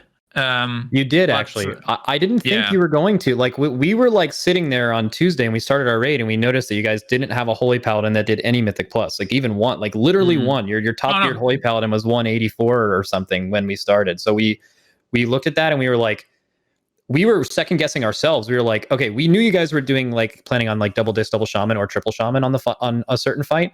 And then we were like, okay, like that's good. Like, specifically like generals, a general's 4 heal, that would be the comp, right? And then you would have in Sludge Fist 4 heal, that would be the comp if you had a Ret, especially Ret. Like, that's the Ret saving grace, as if melee wasn't as weird on Sludge Fist, like Ret would have been the play there. And we second guessed it. We're like, man, they're totally off Holy Paladins. We're like, are we wrong? Because like we did a bunch of testing before the expansion, and we're like that damage is very, very real. Well, yeah, I'll let you finish that before I go into it, because I have a lot of ideas about specifically those two things. I think it was also partly that we were a little bit traumatized from Nyalotha, where we had a double disc and double paladin, whereas Limit had a shaman, which was better for survival, but our comp was better for DPS, and that, I think that might have influenced our decision. I mean, I'm not gonna give like the full blame on one guy or anything, but like, honestly, I don't really make the decision for the healing team. But the healers, I mean, it's a group decision. They come together, talk about it, give me the options. But Holy Paladin just flew under the radar, sadly, and I think it might have been influenced by Nyalotha. Aside from that, luckily a little bit, the BoEs helped in this case, because we could reroll very quickly. If the BoEs weren't there, we couldn't reroll this easily. And we were a bit lucky with the loot as well on the Paladin, especially on Jeeth's Paladin. And in the end, we recovered, losing maybe 2 to 3 hours, let's say, but it wasn't massive. Couple eye levels. Yeah. I can add something to the healers. For the record, by the way, we did have Scaris did have his Paladin as his main alt. Like, because I remember as well, I was doing M+ in Heroic with his Paladin. So he was looking at it. It was his second character. So we had one Paladin kind of ready already. But Jeeth switching was a complete hard swap at the 180. Yeah, our reasoning for the Pally thing was actually also like scarring from past tiers, because we were on the opposite side of the coin in multiple tiers, not just Uldir and Jaina, but also Ashara. We always had less Disc Priests than you guys, and so going into this expansion, that was like always in the back of our mind, like we cannot have less healer damage than them, and that was the biggest influence of our decision. Also, most of our guys were just playing their historical mains, and that's another thing. We always, people in our guild are very, very talented, but even at a high level, a lot of people are way better at their like bread and butter class, and I mean that's why we always have maybe on Shaman. He can play other stuff, but he's just he's so good at shaman. And that's the same thing. And like having our two pallies, they've always been two pallies, right? So that's a part of the decision is, you know, and also with Trill and the Windwalker. Trill's have always been a Windwalker. He can play other stuff, but when there's a spot for that, to have your guy play his like main class, I think it's always better. And so we're always looking for those sorts of things for some people. Yeah, so we, like, before the raid especially, like, I think Venthyr Paladin caught us a little by surprise. Like, for example, our Paladins started Kyrian, and they swapped to Venthyr 2 days after the expansion by looking at some other guilds were doing, right?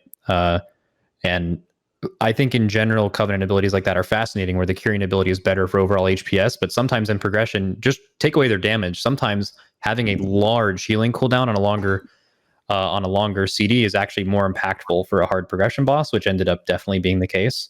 But yeah, we saw that before the raid, and yeah, it was a historical main. Nori can play anything, but Dryne we like to have on Paladin, maybe on Shaman, and then like we recruited Nick, who is basically a priest. He can play other things as well, but it really kind of worked out in our favor. That's just how the healers ended up. The tank classes. So I mean, I'm assuming we both did the same thing. We covered two buffs with a tank class. We had melee in that were buffs, and then after that, you just stack whatever the best melee is. Both of us ended up just stacking Unholy, primarily because AMZ is just ridiculous to have on a DPS class, but and they have some of the best execute in the game, which is the entire hard part of the last boss. But you know, we went with the warrior, so we actually had little time to react. I think both of us had the same idea with melee going into the raid, except for Windwalker. We tested Windwalker a lot, and it was doing really, really well. And obviously, that's Trill's like main thing. So if we can ever make Windwalker work, that's good for us. So we just hard committed to that. I'm assuming you guys had multiple warriors prepared, DPS warriors prepared for Denathrius, because you do testing and you understand what a class can do, and you know that if boss damage is important, which on any end boss, it most likely is going to be the most important thing. Warrior is Arms Warrior, it's like they perfectly designed that fight. So many free charges, you have unlimited movement basically when you need it. You have Condemn almost all of P1, you have Sweeping Strikes Condemn almost all of P2, and then you have Condemn for all of P3, right? So like it's like and Rally. So you're like, if you're going to commit to one class barring all tuning for the last boss, it's Arms Warrior. It's insane. But Warrior was criminally bad tuned for all of beta, so I feel like both of our guilds were sitting here in Heroic Week like, how much of a buff does Arms need for us to play this class, kind of. And or if you run multiple, we had 2 warriors. We didn't use the second because it wasn't good enough, but that's why we had Darky commit. Because at the time when we committed to Prot Warrior, we only had a certain amount of time left that week to do Mythic Plus. It would have been very hard for him to do 2. He ended up doing 2, but we were just like, what's more sittable, Windwalker or Arms Warrior? On the last boss, Arms Warrior again. I think Arms Warrior is a great class in the last boss, but it's pretty weak overall for the raid, in my opinion. Like there's definitely classes that are better. So we wanted the Windwalker the whole time, and running the Prot Warrior gave us the option to sit Arms on fights it wasn't good for, rather than keeping it in the raid. You all got past that by just having Reves tank Sludgefist, I believe. That's what I wanted to say is that we have Reves, and we know that Reves is gonna do his thing, right? Like, so that might have also affected our decision a little bit. It's similar to Trill, right? It's like similar to Trill on Windwalker to Reves on Warrior, where you feel comfortable just like, this guy needs to be in the raid. You know, we were a little affected by how, like, I mean, Havoc, okay, I struggle to say like Havoc is bad. It's really not bad. It's fine. I think Havoc would have been fine on the last 2 bosses, especially if P1 and P2 were more difficult on Denathrius, but their single target's just a little lacking. You did try them, right? You did bring in a BH for Stone Legions for a little while. Well, anytime we start a new fight that no one's killed yet or pulled yet, we like to drop, you know, a lot of the class stacking and really kind of try for the first 10 pulls, 15 pulls, what classes are good. That was the main reason for that. But Evade is also, I mean, that he's unreal, right? Like extremely good and extremely smart. We lost a lot this raid by not having that guy in for every boss, basically just because his class wasn't good. He can play alts, but he's one of our, we don't really require people to play alts in the guild. It's only if they want to. And he's just one of the people we have where, you know, he's only going to play his one character if he wants to, but he's so valuable that you live with that, right? I'm sure most guilds would make that same decision. And Havoc just didn't end up being the play. But yeah, we were playing to our strengths. You know, we had good warrior options, but we knew Windwalker was going to be good. And as far as tanks, so there's we think running, we might have dropped the warrior for a second vengeance DH, but I think the rally is better than the damage difference between warrior to vengeance. It's difficult, but having like the extra rally versus like 2 rallies versus 1 versus like vengeance, and vengeance is the tankiest class in the game and it does very good damage. Brewmaster actually does more damage than vengeance, so running the Brewmaster for your comp actually wasn't bad at all, because they do a little bit more damage, especially boss damage, than vengeance DHs, but they're noticeably less tanky. Vengeance is unkillable. Brewmaster is very killable. Warrior and Brewmaster are similar survivability. I would put Sludge ahead on like Sludge Fist, but Brewmaster is certainly capable for the last 2. So I don't think the tank comp mattered too much, but the yeah, I think we definitely threw people through a loop with the Prot Warrior thing, especially because I was telling people for like the 2 months before the raid that Prot Warrior was like unusable trash, and it was maybe the second worst they've ever ruined a spec this game, which is still true playstyle wise, than they did from BFA Prot Warrior to current Prot Warrior, only eclipsed by how good Feral Druid used to be versus the abomination it is now and has been. But yeah, that was basically our reasoning for comps. But I was interested, do you guys think you would have maybe ran? So we both ran a good amount of hunters. Hunters are obviously, every class has their thing. I'm surprised they actually nerfed Hunter's single target before the raid, because that was never really like, their single target's great, but it's not like Wild Spirits on AoE. There's nothing in the game that competes with 2-minute burst from Hunters, and that's just so prevalent on both of the last bosses this raid. Because they're usually historically only good by balance, but they were just so good. Unholy, don't even need to talk about why you bring Unholy. Shadow Priest, good point. Shadow Priest are just so one-dimensional that, you can't bring them on a boss with ads that might matter. I don't know. So what's really curious actually is assessing your compositions that you made some very, very good early choices. Your Shriekwing comp is only 2 players different than your Denathrius comp. That's rare to see, obviously, with the changing developments that you'll find in later bosses down the line, which might call for different class setups and stuff, but almost exactly the same comp that went into Shriekwing for Limit was the same comp that killed Denathrius. Just 2 changes there. I forgot what the question was. There was no question. We were just spitballing about class choice picks between the 2 guilds. Yeah, but I think the main thing, if we're talking about the tanks and the healers you kind of discussed, in terms of DPS, I think it was pretty obvious that DKs were pretty good overall. So you can't go wrong with it. The main struggle we had was the constant, DH Havoc is going to get buffed, so we need to be ready for that. Hunters are going to get nerfed. DKs are going to get nerfed. There's no way.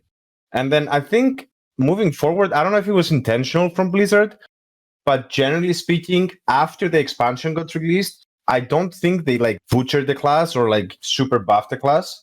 Close to the end of the beta, they did do some changes, like we mentioned. I think Windwalker was bugged even, the legendary wasn't even working. Then they fixed all of that, and suddenly it was good. But after the release, whatever was good at the start was kind of good for the race. I don't know if you have any example that you guys ran into where that swapped a lot, but we were afraid of that. Didn't happen. DKs remained really good. Hunters remained really good, and I think we weren't thrown by the balance changes that much. Blizzard deserves a lot of credit for that. The tuning choices, or the tuning they did in Heroic Week, did not upset the balance of what was good and why. And I think for us, we're always scared of preparing for what they see for us, or we prepare with what we see. And then, one day before the raid comes out, they just gut every good decision you made out of your control, and then you're screwed, right? But they didn't do that. They did some Friday tuning. They did some Monday tuning. It made sense. If they did not nerf Unholy DKs, oh my God, that would have been just the most out of control thing. And we were sitting here please don't nerf them too much. We prepared so many of them. Maybe you were thinking the same thing, but they did a really good job with that. I think that we were actually high on Frost Mage at the beginning of the expansion for specifically generals and P2 Denathrius. If P2 Denathrius was super hard, and again, we didn't know where the horsemen were going to be, right? We found out they were on the sides, but we thought maybe they were going to spawn in on top of Remornia, the boss, and the 2 Kabbalists, and then that kind of changes your comp potentially if those were of a different difficulty, to where Frost Mage theoretically should always be the best class in that scenario with a good legendary, right? You have a frozen orb on 5 targets tunneling into one that needs to die with the aura that they have, right? So we prepared like 4 Frost Mages for that in generals. And then it just turned out that Frost Mage kept getting nerfed and nerfed and nerfed to where it wasn't good at all. And we were caught a little off guard by that. And also we were low on Warlocks. We didn't think Warlocks were going to be as good as they were from all the testing we did. It's strange because a lot of the classes during the beta were, like you said, Frost Mage was ridiculously strong, but also Fire Mage was broken. So it was hard to gauge that kind of change when they just started making those changes later. But we noticed in 6.3, they haven't actually gone all out with what we used to call Heroic Week changes, expecting massive sweeping changes after Heroic Week, especially with the Shadowlands. But they seemingly have stopped doing that for the last couple of raid tiers. And maybe that is in response to the Race to World First itself, is not to just go in and start mixing it all up. They said that verbatim to me. They said the tuning we would like to do this week, we'd like it to be light in light of the Race to World First, and then after the next couple of weeks, we'll do some more heavy changes if necessary. That was like one of the best things I ever saw. Wait. Are you saying? Hold on a second. Whoa! Have you got a source? What does that mean? What does that mean exactly for my class right now? Are you? Oh yeah, the hunter player. I see. Well, I guess we'll have to wait and see. It's fine. It's fine, Roger. Just don't get a weapon, and you'll represent them being low. You know. Well, okay.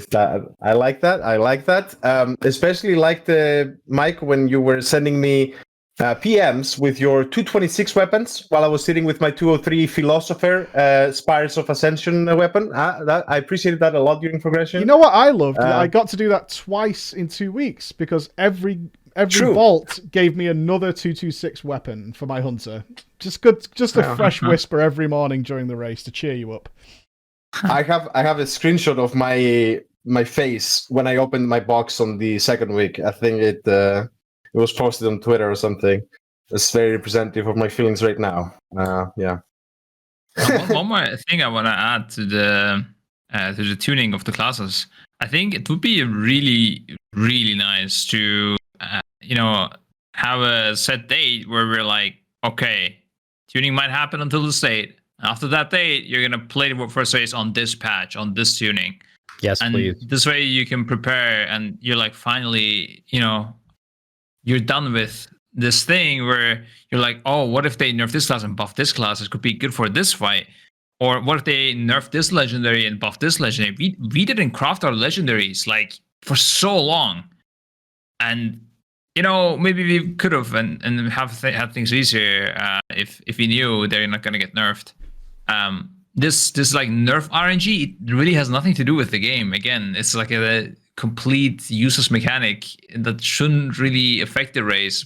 I don't think on other esports. I think they did exactly how this, where they at some point announced a patch at which the tournament will happen, and then that patch will remain intact all the time. But yeah, I don't know. I think that would be super sick. It was good this time around, but it could have not been, right? Yeah, but you didn't know if it was going to be good. It was fine because they nerfed the classes that were really good, but not too hard, so you still brought them. Like we only had one person switch after the tuning, or he didn't even switch. He was just on the fence between two classes and then picked it after the tuning. That was it. One. Was it your only rogue player that switched off of it? F for the rogues. Warrior guy. F in the chat, dude. I feel like there's not much wrong with rogues, rets, enhances, and classes like that. They all just suffer from unholy DK being way too valuable.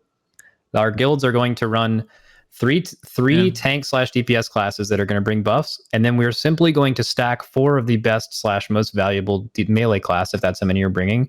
You're not going to bring an assortment of them for seemingly no reason. Like if you're a rogue, Unholy DK has better execute than you. They have AMZ. They can't die. They have Cloak of Shadows on a 1-minute cooldown. They can avoid knockbacks and Death Strike through any damage they take. So it's nothing wrong with Rogue. There's just something wrong with Death Knight. And they didn't. They feel much better now, Max. I'm sure they're really cheering from the bench. No, but you're not wrong. Rogue has mass stealth. It's really good, really helpful. Yeah. Yeah, for trash. Yeah. You're gonna have 5 rogues next tier. Blizzard's gonna come in. Broken. So much time, probably like 10 hours. Not really, but it feels like it. Looking at both your compositions from start to finish, actually, it doesn't seem like too much caught you by surprise, which makes sense given the lack of changes. And it's really quite extraordinary to see that. And I think, is this something you're going to build into your mentality? You've said that happened to you verbatim, Max, that once we get started, we feel comfortable now. That's what it's generally going to look like. I think we feel comfortable that once the mythic race starts, they won't mess anything up. Hopefully that'll never happen. I have no fear of that. However, it's very possible that, like Scribe said and Tag said, that the nerfs they made this time could have definitely mattered. We just want release the raid to the best of your knowledge at the beginning of Heroic Week with all the changes you're going to make. Let us make all of the creative decisions we want based on that knowledge, and then don't change anything. Now, at the beginning of the expansion, there's so many variables, right? There's covenants, there's soulbinds, there's everything that they have to tune. I understand why they needed a lot of Heroic Week data this time around to make those changes when they did. But going forward, I don't think that's a viable excuse. I think you as Blizzard should have all the information you need from previous Mythic Farm raids and the little amount of changes there will be, assuming they're going to add 2 legendaries at some point. That's going to shake up things a lot. But besides that, they should know. And yeah, that's what both of our guilds want that a lot. We just want to prepare with all the information for that entire week and have that not change after we've already made preparations. Excellent. Tags, you got some issues on questions about Denathrius? Yeah, there was one sort of subtle, didn't really matter that much, but I noticed that we had 11 people in our Denathrius mirror phase and 9 in the other, and Echo had an even 10-10 split.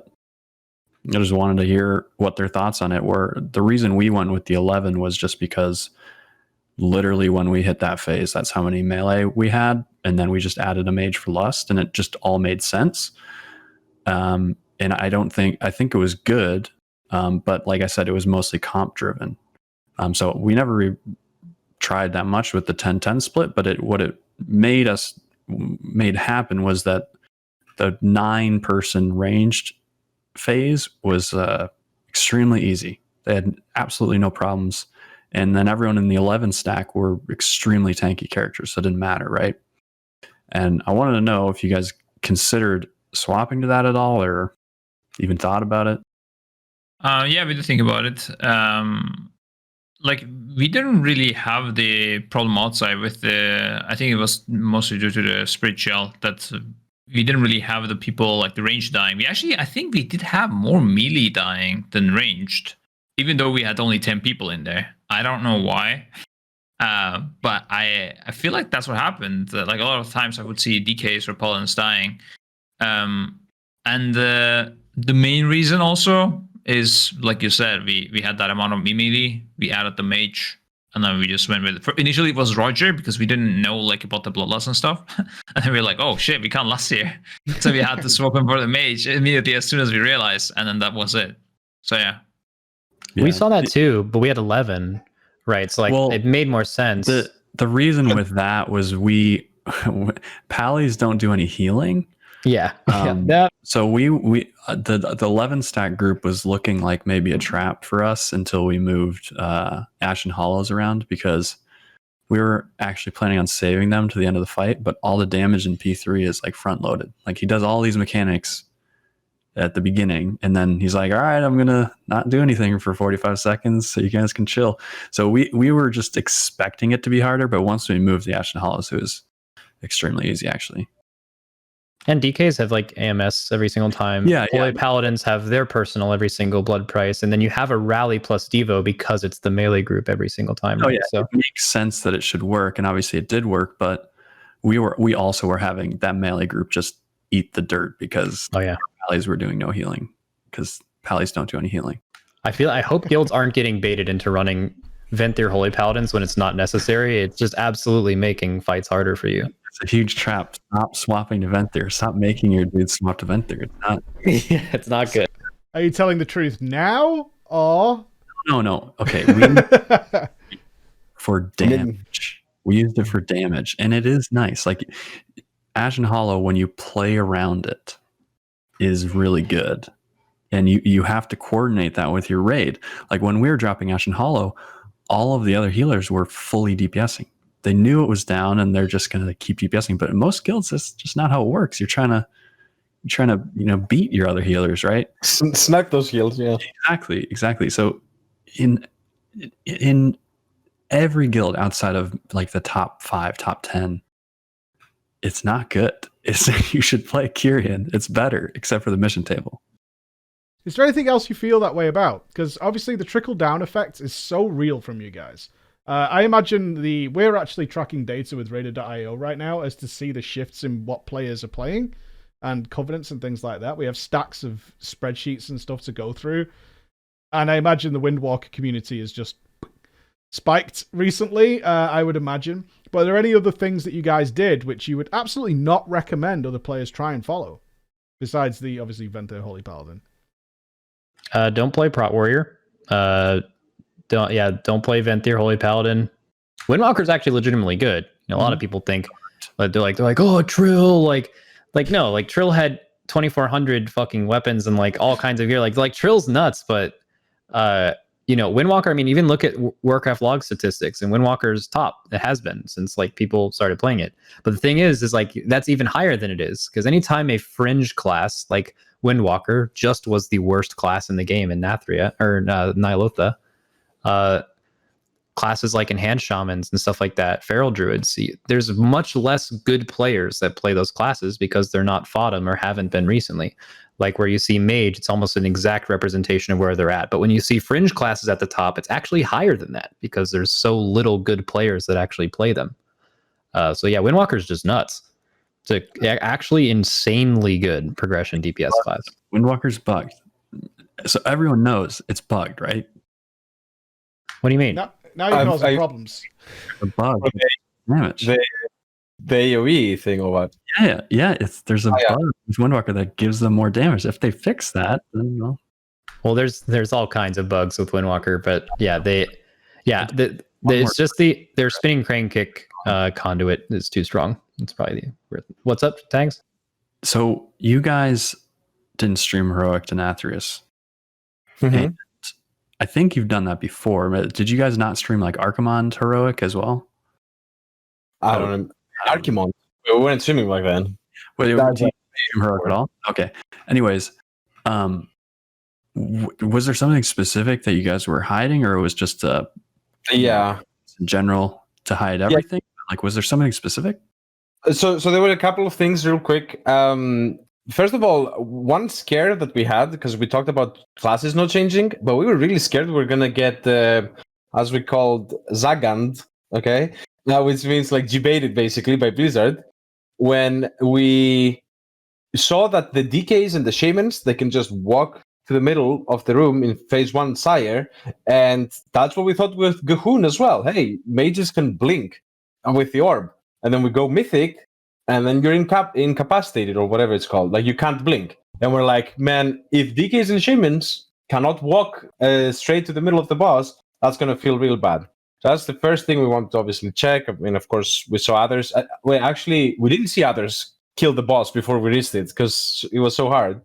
But apart from that, we had the Druid Roar. So the Druid going to 0 stacks, able to cast Roar as soon as you get knocked, giving it to the whole group, which I don't think a lot of people knew about that. We did not. About that. We were pre-roaring at a certain point, but I didn't know. Yeah, that's big brain as fuck. That's for sure. Sadly, phase 1 was easy, man. Yeah, you would have gotten rid of. Yeah, too. That you would have gotten rid of so many ads by doing that. If phase 1 was hard. Spreadsheet of how we were going to do the things, and then it was like, oh, okay, actually, this phase is stupid. We wanted to also test a lot of things speed in terms of speed. So how do speed rating works and all that, what stacks, what doesn't stack, and just verify what we kind of knew from the beta and test all of those without fearing like, oh, they're going to see what we're doing, blah, blah, blah. And then some gateway action, which is what drive does to have a lot of warlocks in the first place, but warlocks end up being good anyways. There was a few things for sure. In the end, most of that didn't matter. Apart from the Druid Roar was really good. And phase 1 was really easy in comparison to what we thought. Which is, I don't know, I guess one thing I want to just bring up one last time since we're talking a bit about the bosses. were you guys? I know you didn't like SLG, okay, Stone Legion Generals, but regardless of whether you liked it or not, did you not find it very weird that the last boss was easier than the one before? Because as you mentioned, like Sludgefist was really good tuning, right? And Sire Nathria is a really cool fight. I really enjoyed it. It felt really awesome playing phase 2 especially. But I'm kind of confused why they made it that easy, or did we just outgear it compared to what they thought?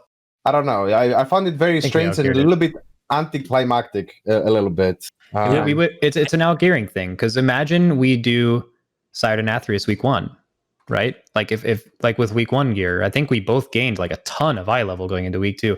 Sire Nathrius was killable week 1, but that would have taken a while of optimizing P2 and P3 damage for sure. Mm-hmm. You could have done P1 without Lust easily in that week, but P2 getting to 40%, which I think your strat actually would have been slightly better for, specifically boss damage, and then also getting the boss to 0% with 4 to 5 less eye level in week 1 would have been, that boss would have been 200 plus, right? Mm-hmm.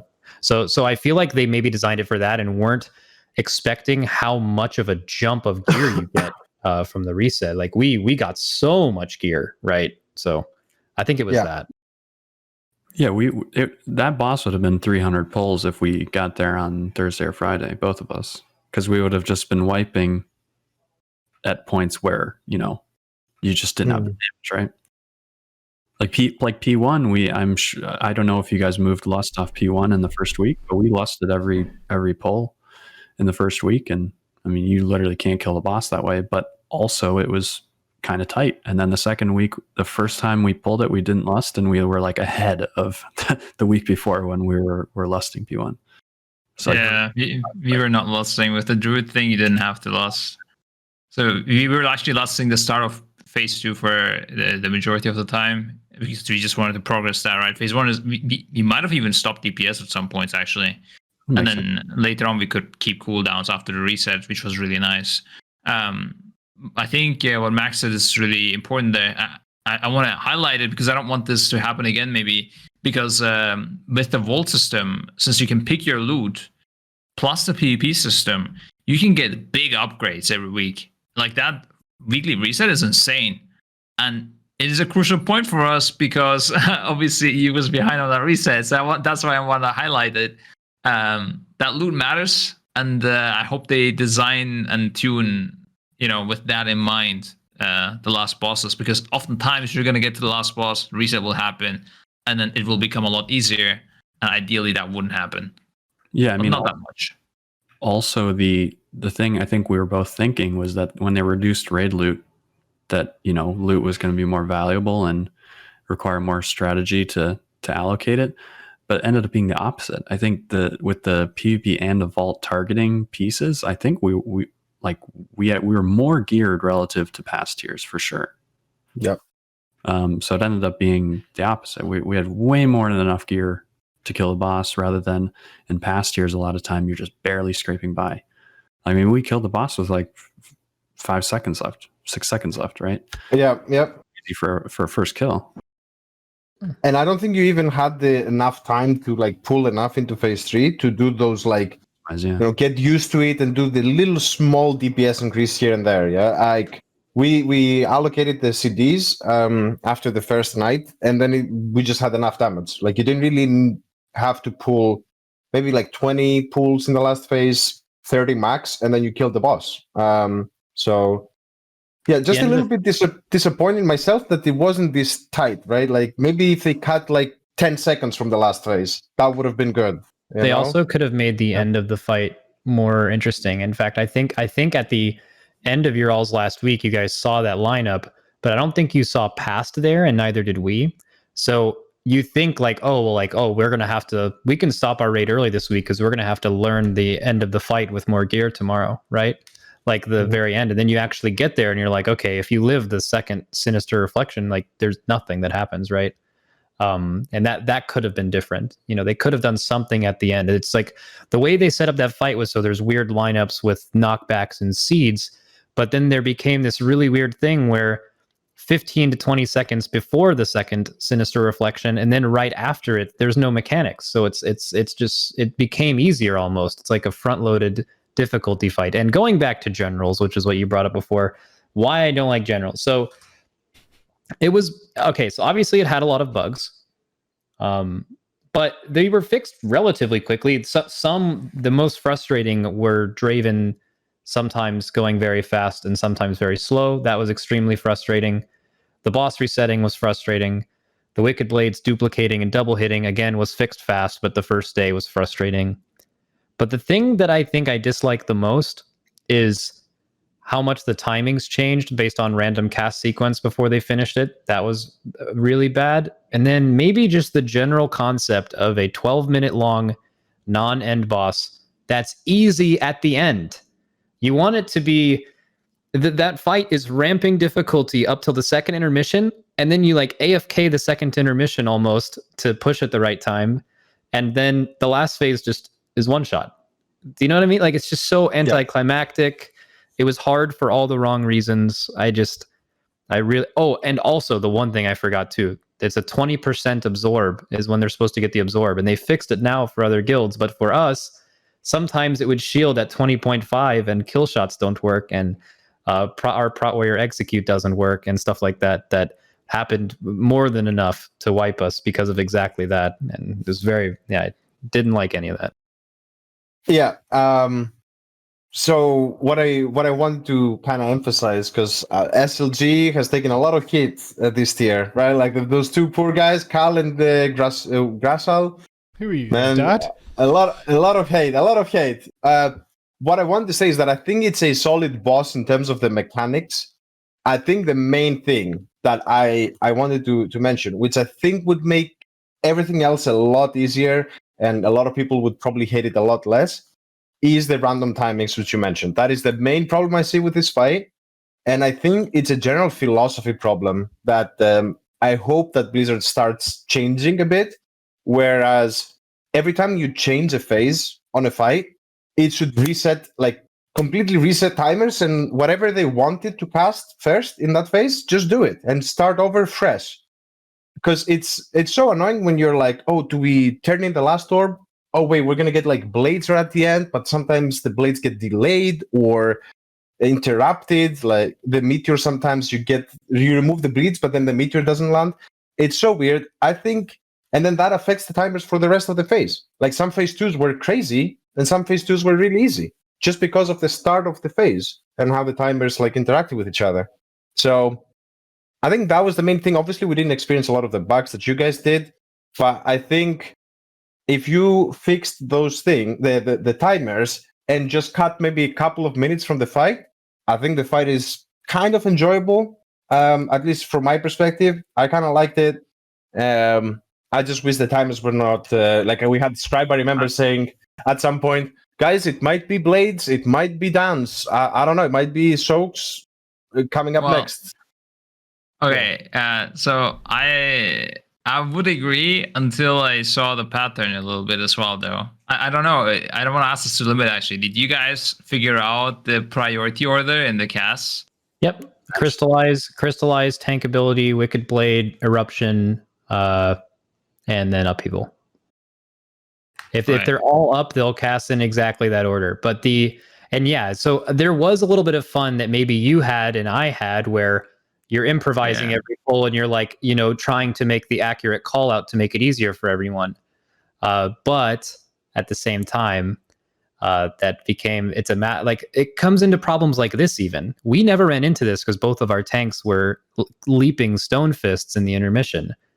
Do you know because seismic upheaval is after the tank ability in the cast order, if you dunk in the second intermission, Grishal will cast seismic upheaval every single time if the tank ability is not queued right as soon as you finish his mana bar and instantly wipe you. And the only reason that never happened to us was because our DHs were kiting the ability. So even just shit like that. Like yeah. Like I think it was a bit too much, but I don't mind the priority order in general like a lot. Like I like these kind of things. For example, on Shaw of Fear, he had 3 abilities ready at the start, and he would cast one, and then that one would definitely not be recasted, and then it was a gamble between the next two, and then that second one would get cast, and the third one would now be guaranteed coming. These kind of little games, I think I'm okay with. It was too much on this fight, especially including the tank abilities in that as well, because most of the raids are not going to track the tank ability, and it's going to make it so much more complex. I think if it was like 3, maybe 4 abilities in that priority list, I'll be okay with the randomization, or well, the kind of randomness. Yeah, but I think it was too much. I agree. Yeah. No, but I agree with you though. Like I find that fun from my position to like kind of figure it out. It's like a puzzle for the one person who fucking cares about all that shit. But for everyone else, it's bad. No, but here's why I like you talked about Side and Nathria being harder. I think it was harder, but I think Generals was harder for the wrong reasons. Like I think if both of us pull that boss with week 1 gear, Draven isn't bugged. There are 0 bugs. Let's just even say there was like bugs on that day 1, even where we wasted a lot of wipes on it. If there's not that, and there's no like Roger suggested, where it does a certain amount of abilities after every phase, it's just hard reset and it's always the same. It's a 125 pull boss at the most.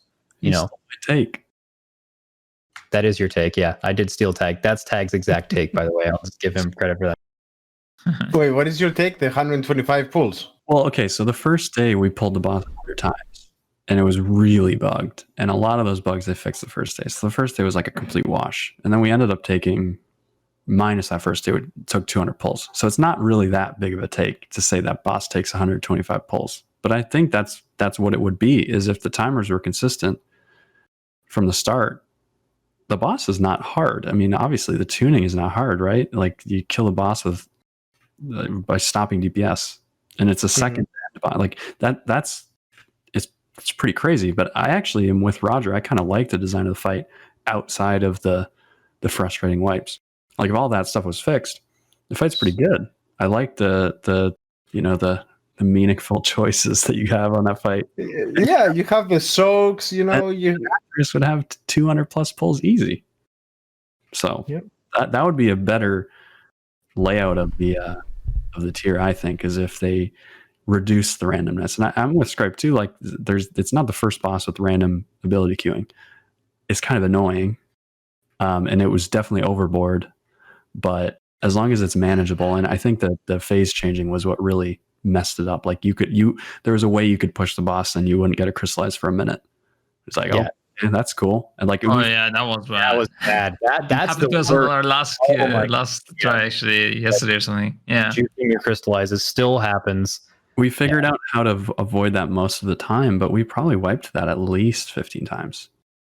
So Zakul also. The boss is becoming a Zakul situation where you have to stop DPS forever. We literally held DPS for almost a minute in our rekill this week to not push the boss before a different set of skirmishers where you're just dealing with things you've never dealt with before in cooldown timings. Anytime a boss is like that, it's really, really bad. True. That's a fair point. Yeah. There's very other instances through there. Because obviously, Sludgefish, I think we both agree. I can't say Sludgefist anymore. It's Sludgefish. Besides that, where we did have a random spell ability queuing, not that random, on some other bosses that we've... I know during our reclears, we've noticed some weird timers on things like Council of Blood and Artificer. Probably not considered to be difficult enough to be worth mentioning. But overall, how did you feel the difficulty of the raid went as we kind of come to a close here? It was good, right? I mean, the Nathria should have been harder. We've already gone over that, but like I want to say 7 bosses dead first day. It was dead first day for both of us. Our first day was only like 10 hours of raid or something. Like that's normal, right? I think that's normal. Maybe, but also Council was bugged, right? I don't think Council dies day 1, at least for us with the shortened day, if they had the correct amount of Dancing Fevers week 1. Maybe it was a lot more difficult to deal with, but I think so. Artificer was a cool boss. Damage didn't matter. Sun King's kind of weird. Inerva was too easy when you had enough damage. Hungering was about where it should be. Huntsman was about where it should be. Shriekwing was a good first boss. I think so. I want to say to normal raid standards, it was really good. Yeah. How did you guys feel? Like I agree that it's compared to before, it's really nice. but I would prefer personally a bit more difficulty. I actually think Council, if it wasn't bugged, might have been even too hard. Like before the first reset or whatever. But because DPS on a boss makes it so much easier, like a lot easier. I think it would be super hard actually if it. Anyways, I think the other bosses though, I wouldn't mind them being harder either. Like Artificer could be a lot harder. Like the difficulty right now on that mechanic is just on 2 casts you have to handle the combo with. The dragon seeds. goes and seeds 2 times, and then it's a joke. Like literally, that's the only thing to do. I think it could be a bit harder. I also think Inervo was kind of a disappointment to me. Like that fight it looks like it should be so complex and so cool, and then what you end up with is just clicking 2 things and then you're done. It's a bit sad. I think I personally would prefer a harder raid.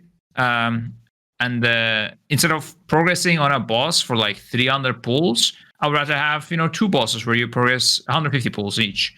Of course, the last boss should be harder and stuff like that. But definitely, I don't like the 7 bosses dying first day. I think that's kind of boring. Yeah, Hungering and Nerva was not necessarily undertuned, I don't think, but the fight design just completely missed the mark. Like you said, it seems like a fight where you're going to have to pick which abilities you want to avoid and all this stuff. But the mythic mechanic just prevents. That's not how that works. The mythic mechanic totally ruined all of the intricacy you could have had. It's so weird. It's such a weird thing to do because fights like that are great, like Lei Shen and where you have to pick an ability, like pick the one that's worst or whatever, and that's cool. But that fight was bad. And Hungering and Sun King were really undertuned. That's all. Was Inerva like this in Mythic PTR, by the way? Yeah, Mythic Nerva died in 3 pulls in PTR. And we were just joke on PTR. No, but the way that the anima, like you have the main anima channel, and then there's 2 numbers afterwards. You have like the half thing. I don't think so. Oh no, that changed. I don't think so. That changed, right? How it was on Mythic PTR that was so easy was that it only did the one it was channeling, so it was like a joke. But in Mythic, the way they counteracted it not being a one-shot for every guild was they added a half drain on top of the main drain every time it swapped. Yeah. But even still, that fight was going to be the same design. It was just going to be easier. The timer would be less tight, but it's still as Ciorio would say, a fight on rails with the illusion of choice. No, that's definitely the case. Yeah. Well, I am going to take the opportunity after a solid 3 hours. I'm so happy we managed to. Honestly, I'm honored that you guys did this with us here today. We had a lot of build up towards this and getting it organized, and it's been an absolute pleasure to have all of you here. We're going to wrap it up there.